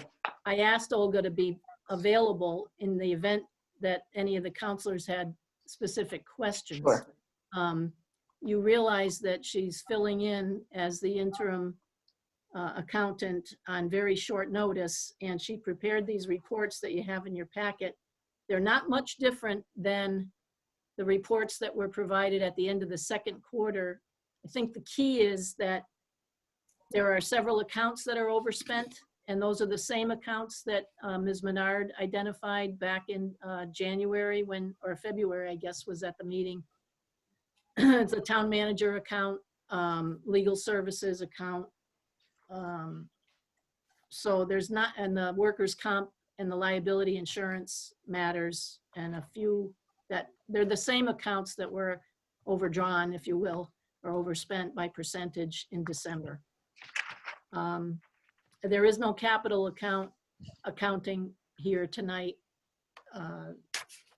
And we have a copy of the general ledger and the showing that 83% of the town's expenses for fiscal 20 have been expended so far, which should only be 75% in a perfect world, but some of those expenses are paid out in full in July, so that the fact that it's over 75% and we're only at the 3-quarter mark is based on the timing of certain payments. And that's all I wanted to add, but I just wanted to give Olga that comfort of knowing that, you know, these reports, she's I don't believe been in this situation before, so I'd ask you to just remember that. Well, we are certainly going to be nice tonight, as we always try to be. But Olga, the council clearly appreciates, first of all, your multiple years of service to the town, but we certainly, in these circumstances, very much appreciate all of the dedication you have to trying to get us proper numbers when we need them. So thank you for all of that. Is there anyone on the council that has a particular question about the Q3? Ralph. I just have one quick question, and it's in regards to veteran services. Do we pay that in advance, and that's why they're at 97% paid?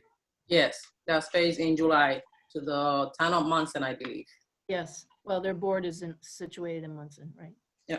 Oh, so we're not paying the specific person. Our money goes to the town, and then they pay him a salary. Is that the way it's worked? Yes. Yes. Oh, sorry, Okay. Olga. Yeah. It's been like that for a few years already. Anything else? Marilyn, did I see your hand come up before? No, you didn't. Okay, must have been a little fly in your, a birdie. Yeah, Any Kathy, other- Yes. I Tom. just have one question. Olga, as I reviewed the water and sewer enterprise, unfortunately, columns, for whatever reason, were cut off. And I'm not sure how to interpret the total number. All I'm interested in is what's the balance in the water and sewer enterprise funds? Balance on this budget, hold on. The water expense has 171,803.72 left. And the water salary has 212,034.39. What was the last number, 212? 212,034.39. And that is the sewer? That is the water. So the first one was the sewer. I gave you the expense first and then the salary, it was separated. Oh, okay, thank you. Separate. And then the sewer, on the expense, it has 271,824.25.38, and then the salary 169,004.2019. Okay, thank you very much. You're welcome. And any other questions for on our financials this evening? Okay, hearing none, we can move on to old business, the issues surrounding the traffic on Rural Lane and the road barricade closure barrier, however you want to phrase it. Just as a recap, we've heard from almost a dozen residents in the area tonight who raised compelling rationales for why they feel it should be removed. We have beforehand in February and March heard from a number of residents on Rural Lane for why there needs to be some mitigation of the traffic congestion and the speeding. And again, as I just noted a few minutes ago, we have the submission of a list of signatures in support of removing of the barriers. So that said, I will open the floor for council discussion, and I will also note that I have invited our police chief and our DPW superintendent to be with us this evening. And Ryan, if you can pull Chief D'Alessio and Mr. Fenny in, that would be helpful. They're coming in right now.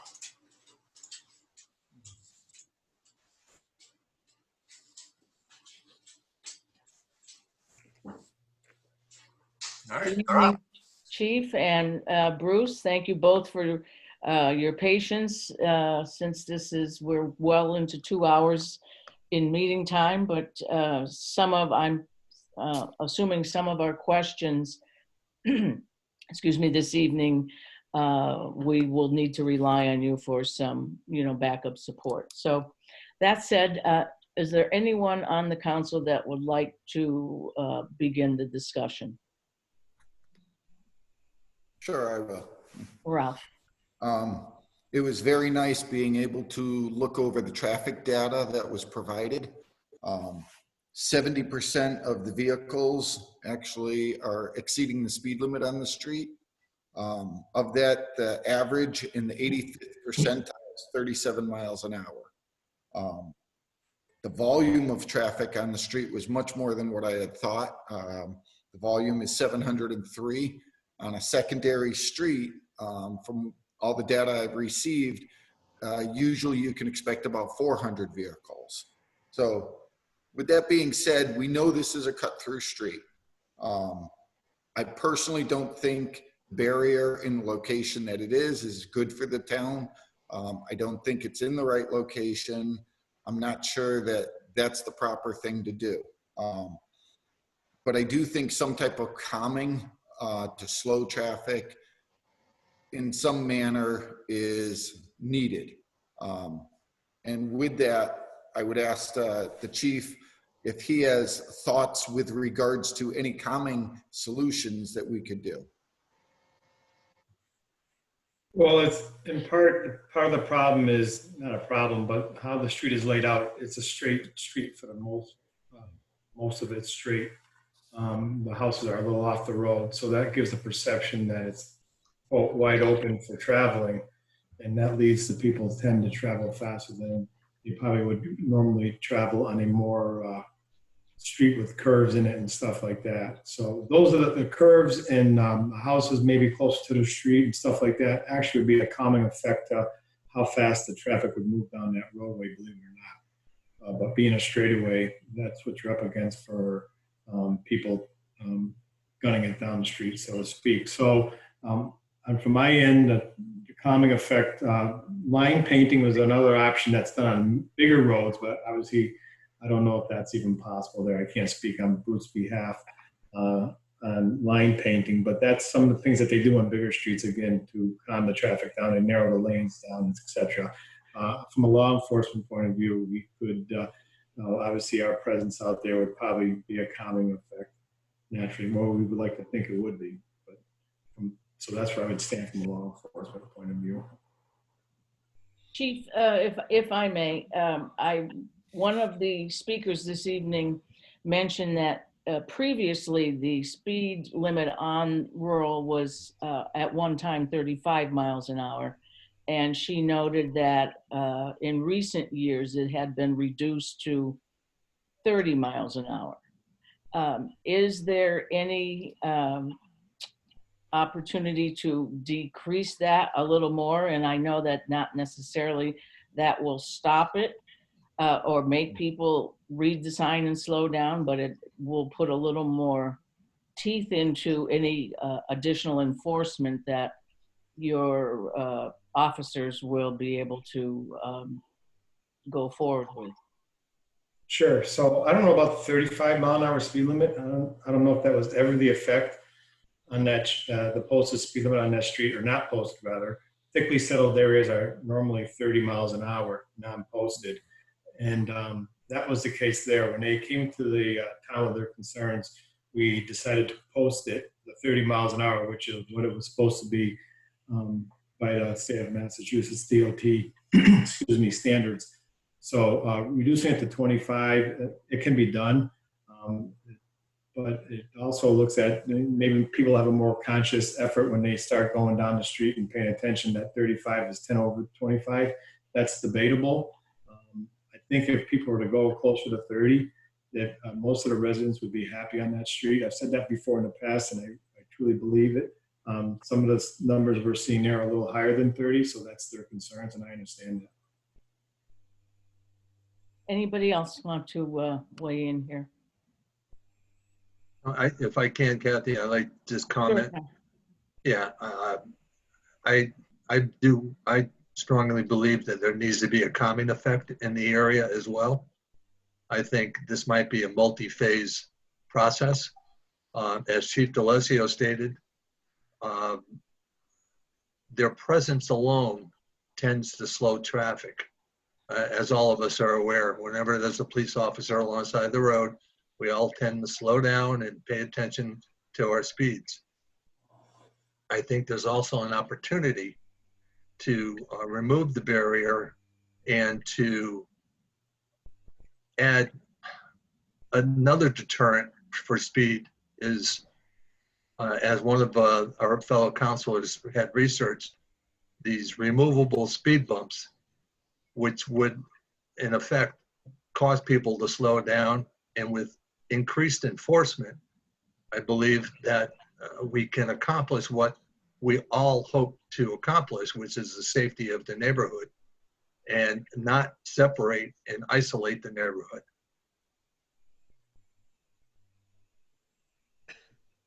Somebody else, Pat.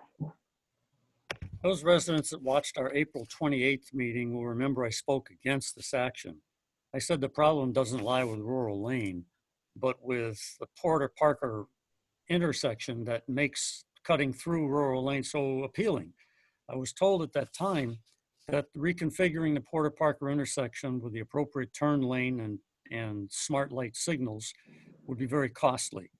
Given the severe fiscal crisis caused by our state's reaction to COVID-19, I don't see us spending that kind of money, but that really is the root of the problem, and all the rest that we're doing is just Band-Aids. I think we as counselors learned a lot from this issue. The East Long Meadow Facebook forums were filled with complaints from Pilgrim Road and Mayflower Drive that they were not notified about the decision beforehand. While the council is authorized to take this kind of action, such as this, without a formal public hearing, I think we owed it to everyone to have done that. And I personally apologize that I did not follow through on that, did not think of it. I took it for granted that the DPW would put it up the way I would do it. Send a letter to all the residents of both streets, alerting them 2 weeks ahead of time was a temporary experiment. I would have expected 2 very large temporary signs to be erected, one on Porter, one on Parker, alerting all drivers. But if I were the DPW, I would resent it if the council tried to micromanage me, so I didn't offer these suggestions. I kind of failed to offer these suggestions ahead of time. I just assumed they would happen. Finally, as an experiment, it really needed to be done while school was in session, and now the schools are closed, so it's not really as valid a test. Having listened to both sides, I believe the blockade should be removed, and that speed enforcement, preferably with a speed bump or two, is the appropriate response to the issue, at least until we can fix the Porter-Parker intersection with the school and everything. I don't think a formal public hearing at this time would add any value, as we've already been deluged with thoughtful letters, and I believe we have a good handle on the issue. So I would say remove the blockade and calm the traffic with speed bumps, as Councilor O'Connor has suggested. Thank you. To your comment about a public hearing and being opposed to that, I would echo that as well. I feel that we are not going to obtain any different data than what's already in front of us, other than probably an egregiously high cost to put in real signaling at Parker and Porter. And looking at Mr. Fenney, thinking that's got to be a significant undertaking. Were we in a financial position? And I'd like to think that sometimes a project like that gets some Chapter 90 relief, but there's no guarantee on that because nobody up and down the food chain has any money. But I don't think a public hearing at this point serves anyone, and it belabors the decision. So I would like to say that as well. I think it behooves us this evening to make a decision and ask our manager to place whatever actions we take going forward. Bruce, did you want to comment on that? It must be outrageously expensive to put in a proper signaling and turns, and you're going to have to take apart some of the present lawns on Porter Parker. Absolutely, especially with widening and adding additional lanes. You're probably talking at least $500,000 or more, depending on obviously what an outside firm would have to come in and do an analysis of the traffic and everything else and put all the data together to formulate obviously a good plan moving forward. Okay, thank you. Yep. Anyone else? Through the chair, I would just like to comment on the comment that Bruce just made. And I looked into past costs to redevelop an intersection similar to the design concept that we're speaking about. And I'll just back up what he said. It was $600,000 to redo an intersection such as that. Keep this in mind also, Councilman, that obviously we're part of the Complete Streets Initiative now. So we're actually looking to offset, and I've told Mary this in the past, the past couple of weeks that we're looking to receive hopefully upwards of $400,000 a year to help with our sidewalk implementation, our lane markings, signal improvements, and things like that. So we have found a different avenue moving forward for funding. So keep that in mind too, to get this some type of project in this area on our list also. Marilyn. Follow up with Bruce Fenney. Is that federal funding or state funding? Where's that money? That's state. State? That's the state. Yep, state funding. Okay. Well, okay. Thank you. Yep. Anyone? I'm sorry, I can't see the. Kathy? Yes. I have a question for both the chief and Bruce. I've seen signs where it says the speed limit is, let's say 30, and then under it appears to be like a radar sign that tells you what speed you're going. Are those effective? And I'm just curious what the cost is and if they're solar controlled and if maybe something like that may be a help. Go ahead, Bruce. Cost? Yeah, well, it's kind of a two-sided question. Jeff actually has looked into some. He has purchased some in the past just for signal ahead stop signs. They're roughly about $10,000 per unit, depending on what you have for the bells and whistles. So they're fairly cheap. I'm not sure, Chief, how you feel those help out with traffic calming or reducing speeds. I'm not sure. I think just like anything else, over time, some of the effects of some of the things that we do, they work well in the beginning, but over time they lose their, I guess, their appearance, and people just get, I guess, used to them and don't see them anymore. But I'll rely on Jeff to maybe comment on that. Yeah, so I kind of tend to believe that to some degree. We have them in place in town where we have some real dangerous spots. One of them is Chestnut and Prospect. Yep. I worked with Bruce and the DPW to get the flashing stop signs because we were seeing accidents at this four-way intersection with a three-way stop. We just, we're figuring putting three-way stops up would cut down the accidents. And we were having some good accidents still there. So with the flashing stop signs, it did reduce them. And it seems to be holding. We've had them up for what, a couple of years now, Bruce? Yeah, yep. Yeah, and then so we had additional flashing 20 mile an hour speed limit sign coming up the hill on Chestnut Street, since they're not obligated to stop by law. So I think those measures themselves have cleaned up that intersection. Right now, we have seen a reduction in accidents, in heavy accidents, serious accidents. They do happen from time to time. It's obviously going to be driver error, but how long-term, it still remains to be seen. We anticipate it will have a positive impact. So having something like this on Rural Lane probably would have a positive impact moving forward. But I remind you, whatever decision you guys make tonight, there is a whole audience out there that Mr. Henry has already talked about Facebook, and what you give for one, you might be given for all, or the request might come in. I'm not saying they don't warrant it, but I'm just saying you're going to have to maybe answer to a lot of different people down the road, because everybody would like to live on that street where it's compliance, very well complied with the speed. So that's something to think about moving forward. I know there's a lot of good ideas out there, but there is a boomerang effect, whatever you guys decide to do. As you know tonight, that's why we're here. Don, did you have, yes, go ahead. Just a thought, and I know we were talking about striping and so forth, but there's no sidewalks on the street, right? No. There are not, okay. No. So if you just painted a thin,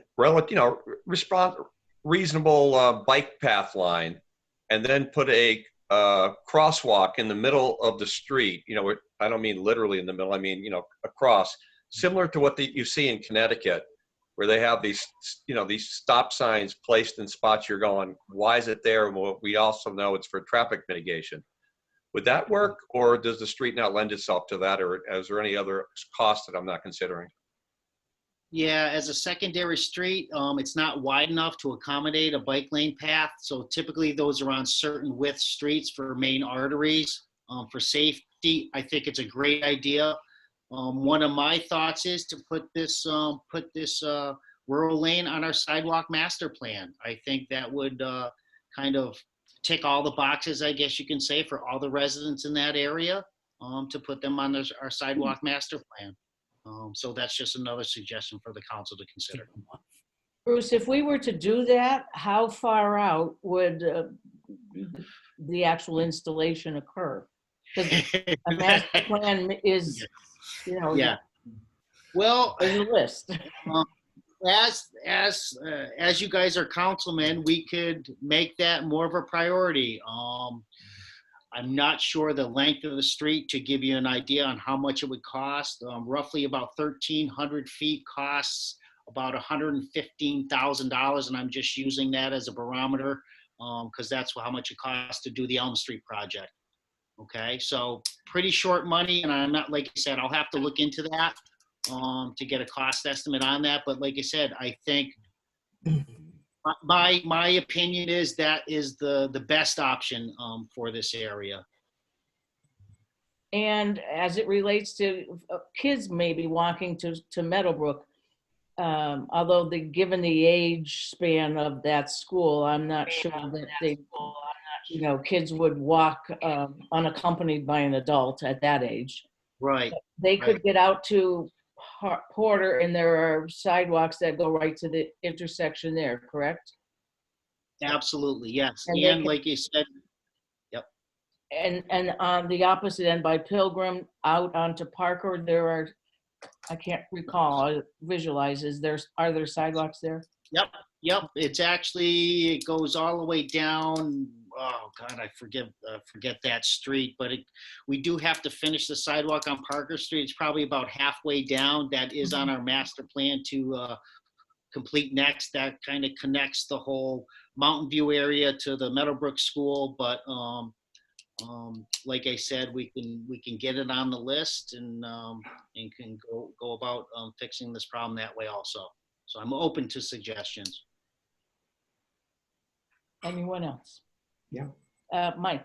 I would just comment that we brought a lot of attention to the problem on Rural Lane with our past public comments section and our meeting tonight. And hopefully lots of people are able to see how much attention is on this subject, and the subject matter really was excessive speed on the road. And we decided, on a temporary basis to try these barricades. But maybe it will calm down. My suggestion would be to take the barricades down and continue to log any complaints, if any, and pay attention to what's taking place there. And hopefully all the attention that we brought to this might calm the problem down, at least for the short term. And then we'll have time to reassess where we go from here, whether it's traffic lights, speed bumps, or any other circumstances that we talked about to resolve the issue. Chief, is that something that can be accomplished with your staff to maybe be a little more aggressive in directed traffic controls there at different times during the day? Absolutely. Aggressive, yeah. But no, we can do that. We can put some more time in there and see if it has any effect on it. Absolutely. I mean, we'd have to take the barrier down, I guess. Oh yes, I think I should have started with that. With the barrier removed, then if you can increase the patrol presence in the area. Yeah, I think if wherever you put the barrier, I mean, there's been suggestions to move the barrier around to a different location. Emergency response vehicles, as far as the law enforcement community goes, we could come in from any direction. So I've heard arguments tonight, and I understand their arguments and their concerns, obviously, but you're assuming that we're going to come in from Porter Road to go out the Pilgrim Road.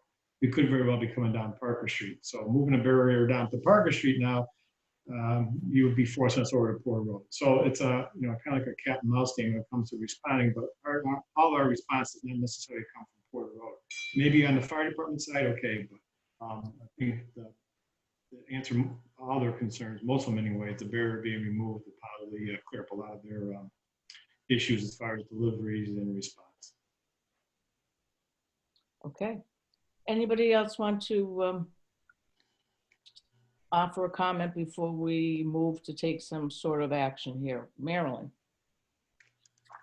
I've been sitting here thinking, when we decided to consider the barrier at the recommendation of the DPW, it was a decision that was made in good faith. And as a council, we are responsible for that decision. We've heard that this evening. What I don't think any of us was prepared for was the reaction, if you will, and the intensity of the reaction and the words that were expressed by some folks in response. And that's the piece that's harder to fix, in my opinion. And it's not anything that a council or a town has control over, and it has to do with neighbors living in neighborhoods. And this wasn't Rural Lane's fault. They brought an issue to the town. This issue's been going on for a while. And I was disappointed in some of the screaming and neighborhood reactions that have played out that make it that much harder. That whatever decision we make tonight, I don't want it to send the message that if we make the decision to remove the barrier, they were meant to be temporary to begin with. So it wasn't a permanent decision. However, if we make that decision to move the barrier, it doesn't mean that Pilgrim Lane has won and Rural Lane has lost. Everyone's entitled to public safety. And I believe that as a community, we have a responsibility to be more cognizant of our driving. We also have a responsibility as a police department to do more directed patrol, which you talked about. And perhaps the situation at Rural Lane warrants a more closer look at some traffic calming. So those are my thoughts. I think I don't disagree with what anybody said, because it's a tough situation. But thanks for the time.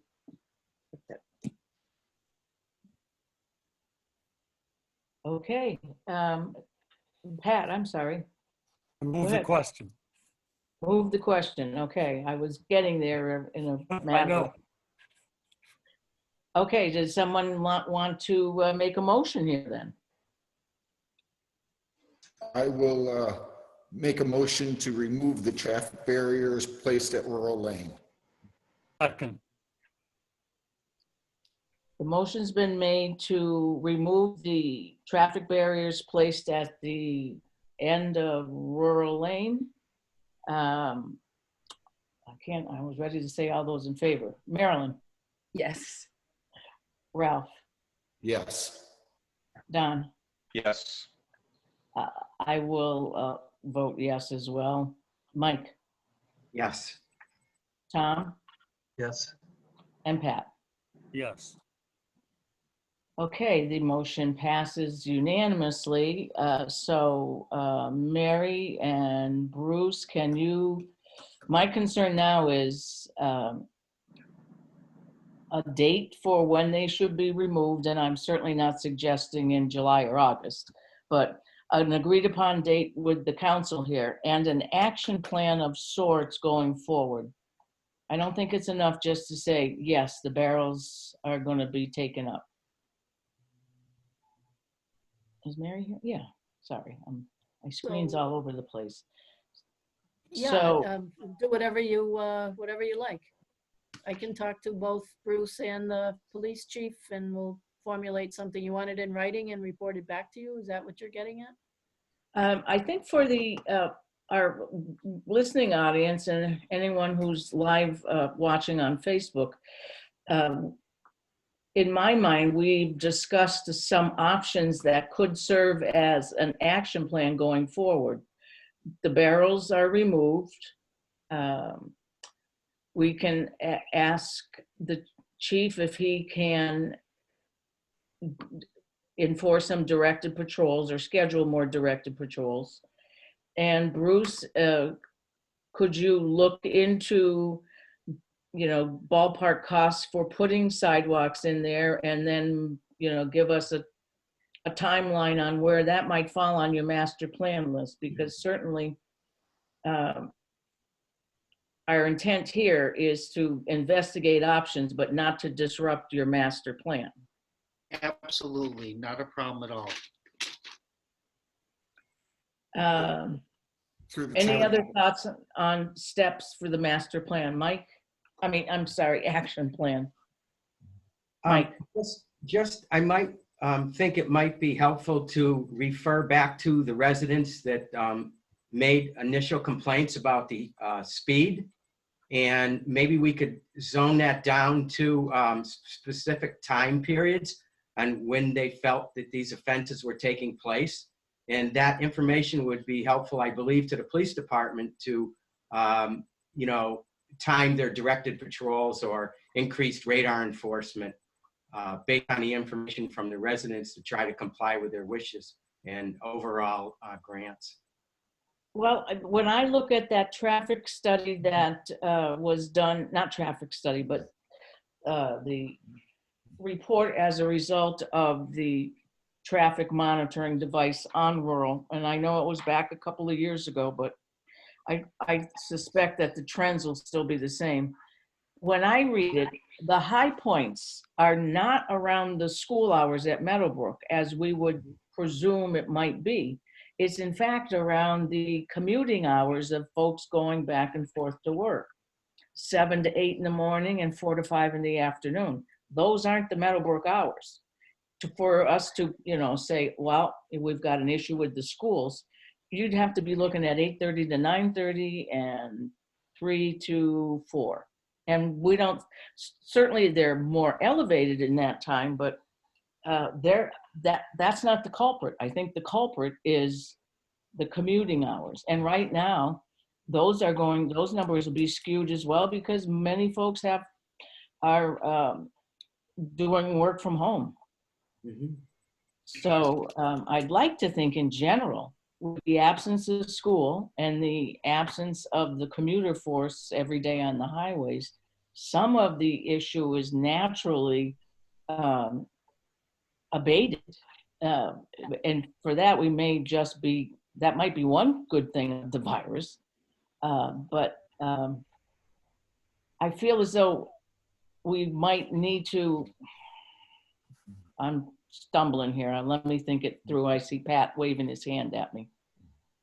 Go ahead, Pat. Thanks, Kathy. The subject of speed bumps did come up among several people. They were saying that really the putting of the barriers was their last suggestion, but they really wanted speed bumps, and we talked about speed bumps. I'd like to make a motion that we ask the DPW to give us a cost estimate for 2 speed bumps on Rural Lane, just in an effort to try to be responsive to our original intent was to try to help slow down the traffic on Rural Lane. And I think that's would come much faster than the sidewalks would.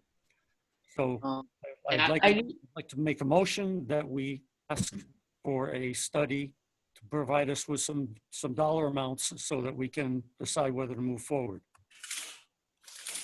Is there a second? Second that, Pat. Okay. A motion's been made and seconded. Discussion.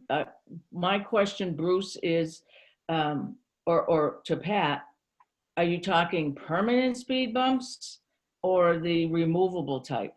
Because there's going to be a whole lot of difference in cost.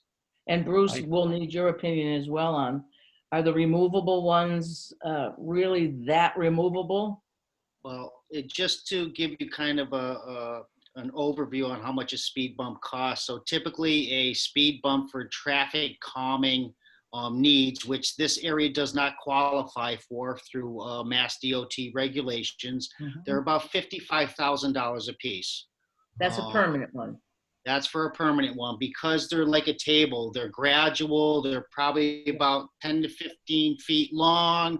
There's a lot of paint marking, signage, and everything else, obviously warning you of the speed bump. So there's a significant cost to that. And when it comes to these permanent speed bumps, there's stormwater issues and things of that nature that go along with those. But I can get you, it's up to the council's pleasure. I can get some pricing. I don't know about the removable speed bumps, but I can look into that if that's what the council would like to do. I think we should investigate anything that we can have a chance to look at. So I would like to see both of that, as well as what we said before around the approximate cost to do sidewalks there, as well as a timeline for when you think it's realistic.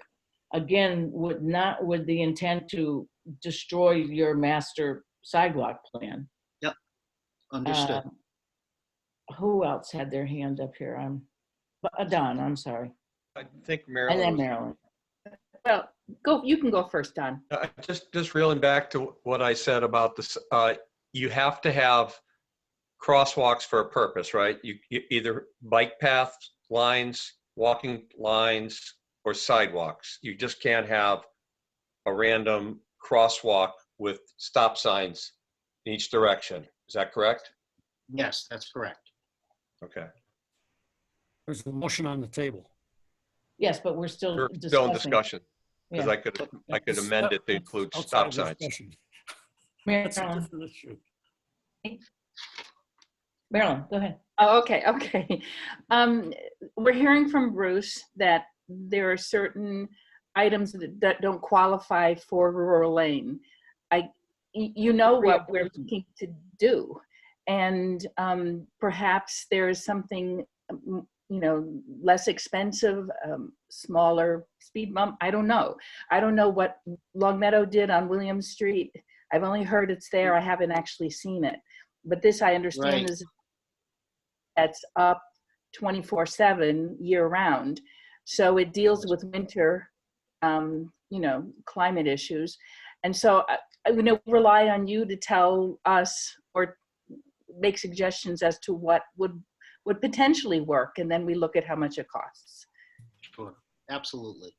Okay, thanks, Bruce. All right, Pat, to your point, there is a motion on the table, but Jackie, I need you to refresh my memory for the wording.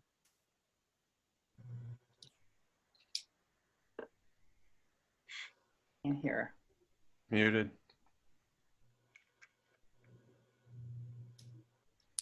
Yeah, sorry.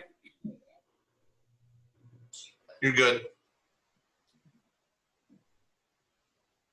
Okay. Pat Henry to make a motion to have the DPW get a cost on installing speed bumps on rural lane.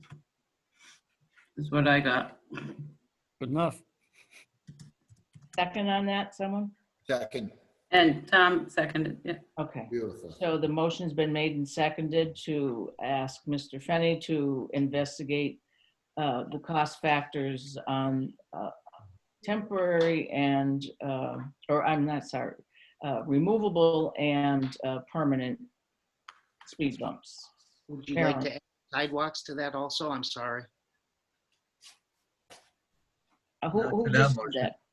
That was Bruce. Okay. Add sidewalks, is that? Are we all right with that, adding sidewalks to that motion? I'm not, I think we already have a motion. That's a And different. adding the sidewalks just confuses the issue. Okay. I want to keep it short and so we can address it very quickly. Okay. So the motion's on the table to ask Mr. Fenny to investigate costs surrounding the installation of speed bumps on rural lane. Marilyn, Yes. Ralph, Yes. Don, Yes. I will be a yes as well. Mike, Yes. Tom, Yes. and Pat. Yes. Okay. So Bruce, if you are able to go forward with that, that would be Yep. helpful. Absolutely. And Chief, you'll formulate a plan with your sergeants around more directed patrols? Yes, I think you're right. It's the commute time, like every other street in town. It's the commuting time that is the issue. You're right. Okay. Any other discussion on this topic at this time? Okay, then hearing none, we'll move to new business. And that is the report from the Town Council Financial Oversight Committee. And with us, this evening we have Christine Sonia and Jim Broderick. who are devoted members of our Financial Oversight Committee this year as well as last. And we thank them for their patience this evening because we are running rather long. But anyway, Chris and Jim, the floor is yours. Well, good evening. We're getting an education this evening, Jim and I are, on all the things that a town council can be faced with. Anyway, Jim and I are pleased to be with you and to give you some idea of the activity of the Financial Oversight Committee to date. We've been meeting virtually once a week since April the 8th. And after all that we've heard this evening on the financial front, I think you'll all agree that this budget season is like no other. The COVID-19 impact on state and municipal revenues was completely unforeseen when department heads were asked to submit their budgets for the new year. The fact that car dealerships are not open affects motor vehicle excise, restaurants are closed, that affects meals tax revenue, and the list goes on. I share with Mary the fact that the collector has submitted a chart for us showing the loss in revenue in a very short period of time. When we're comparing it to calendar 2019 and 2010, within a few weeks, that we could lose $364,000. Currently, our committee is anticipating the calculation of those recent reductions that were requested of the department heads, particularly in non-salary line items. We're also waiting to hear about the salary line items that may be reduced due to the staff furloughs. And as you all know, these reductions were requested and implemented by our town manager. All indications are that the state legislature will not finalize its budget until sometime this fall. And we are trying to project a shortfall in state aid of at least 14%. Some communities are even suggesting as much as 20%. We simply don't know at this time what the impact is going to be on local aid because lottery sales are down, Chapter 70 the school aid, and Chapter 90 highway aid. The governor's legislation has allowed communities to formulate a 1/12 budget going forward in July, up to 3 months worth. And we suggest the town consider doing this and perhaps for even beyond July. I don't think any of us want to think of a delay in the setting of the fiscal 2021 tax rate, but it may be unavoidable. We're proceeding with our work. We're reviewing budget requests. We're meeting with department heads for clarification on points that do not seem that clear to us. I want to clearly emphasize that the budget is currently a moving target. We've optimistically set a goal of having a tentative fiscal 2021 budget by the end of June with a submittal to the council by mid-July. But please understand that goal is subject to change since this is a very fluid situation. And that's the most we can tell you this evening. I'll ask Jim if he wants to add anything to my comments. I have nothing to add, Chris. You've stated it perfectly. Well, thank you, Jim. Any questions from the council? Question, Kathy. So if we go forwards into the next fiscal year based on the 1/12 budget, that's basically saying level funding from this year to next year. Are we going to have a problem if we get in 3 months and then find out that we need to cut even from that? Well, at that point in time, we would not have set the tax rate. So state aid would become more apparent. We'd know if we have to continue to furlough people beyond the July date. So I'm optimistic that we would not have to cut. I heard the governor say that he was going to try to maintain promises made. However, the promises made are for this fiscal year. So I think when we do formulate a 1/12 the budget going forward, we have to be very conservative, so we don't run into problems when the tax rate is set. Does that answer your question, Ralph? Absolutely. Thank you. You're welcome. Pat? Thank you, Kathy. Just to clarify the 1/12, I thought that the 1/12 was based on this year's budget. And therefore, if we use the 1/12 going forward, we would be using a budget where we had a lot of money and a lot of expenses. And that would not be the case in the coming year. I would think that use of the 1/12 for more than a month or two might put us very much into overspending. Am I thinking correctly, Chris? Well, the town is authorized to use I know. free cash going forward, which means that you haven't raised the money for that fiscal year yet. So you're going to be looking at what deficits you have in the current budget, factoring that in, factoring in also those expenses that we generally pay right at the beginning of July to save money. So we've got to make sure we have money for that. So I would say that the financial team and the town manager have a great deal of calculations to do. I'm not pessimistic about 2021. I think we can make it through this. Thank you. Good. Other questions for Chris? Okay. Well, again, we appreciate your work. And I know you'll be resuming some meetings again next week, and we will continue to look at the numbers as they roll in or not and do the very best we can with it. Okay, thank you and good Thank evening. you, Chris and Jim, for joining us. You're welcome. Good night. Good night. Good night.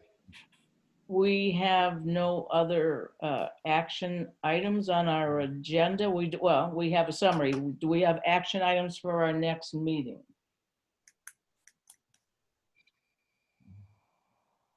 I don't believe so. Jeannie, can you see anything that warrants on our next meeting, any action beforehand? Well, only from this meeting, you mentioned you wanted to contact Russ Denver about the moratorium Oh, bylaw. yes, I already I've made myself a note to draft a letter to him. That's the only thing I saw from this meeting, unless, I don't know if you gave Bruce a timeline to get back to you on that price. He didn't, but I'll communicate with him. We didn't give him a timeline, but I'll communicate with him as well. And I will make a note too. I would think that 2 weeks from now, he probably will have a pretty reasonable number for us. Okay, seeing no other action and we have no scheduled executive session, I will entertain a motion to adjourn. That would be me. I move that we adjourn. I will second the motion. There's no shortage of seconders, and when we get to this point, Marilyn, motion's been made and seconded to adjourn. Yes. Ralph, Yes. Don, Yes. I'm a yes. Mike, Yes. Tom, and Pat. Yes. Motion carries unanimously. We are in adjournment. We'll be back on air again in 2 weeks on May the 26th, 2020. Until then, thank you and good evening.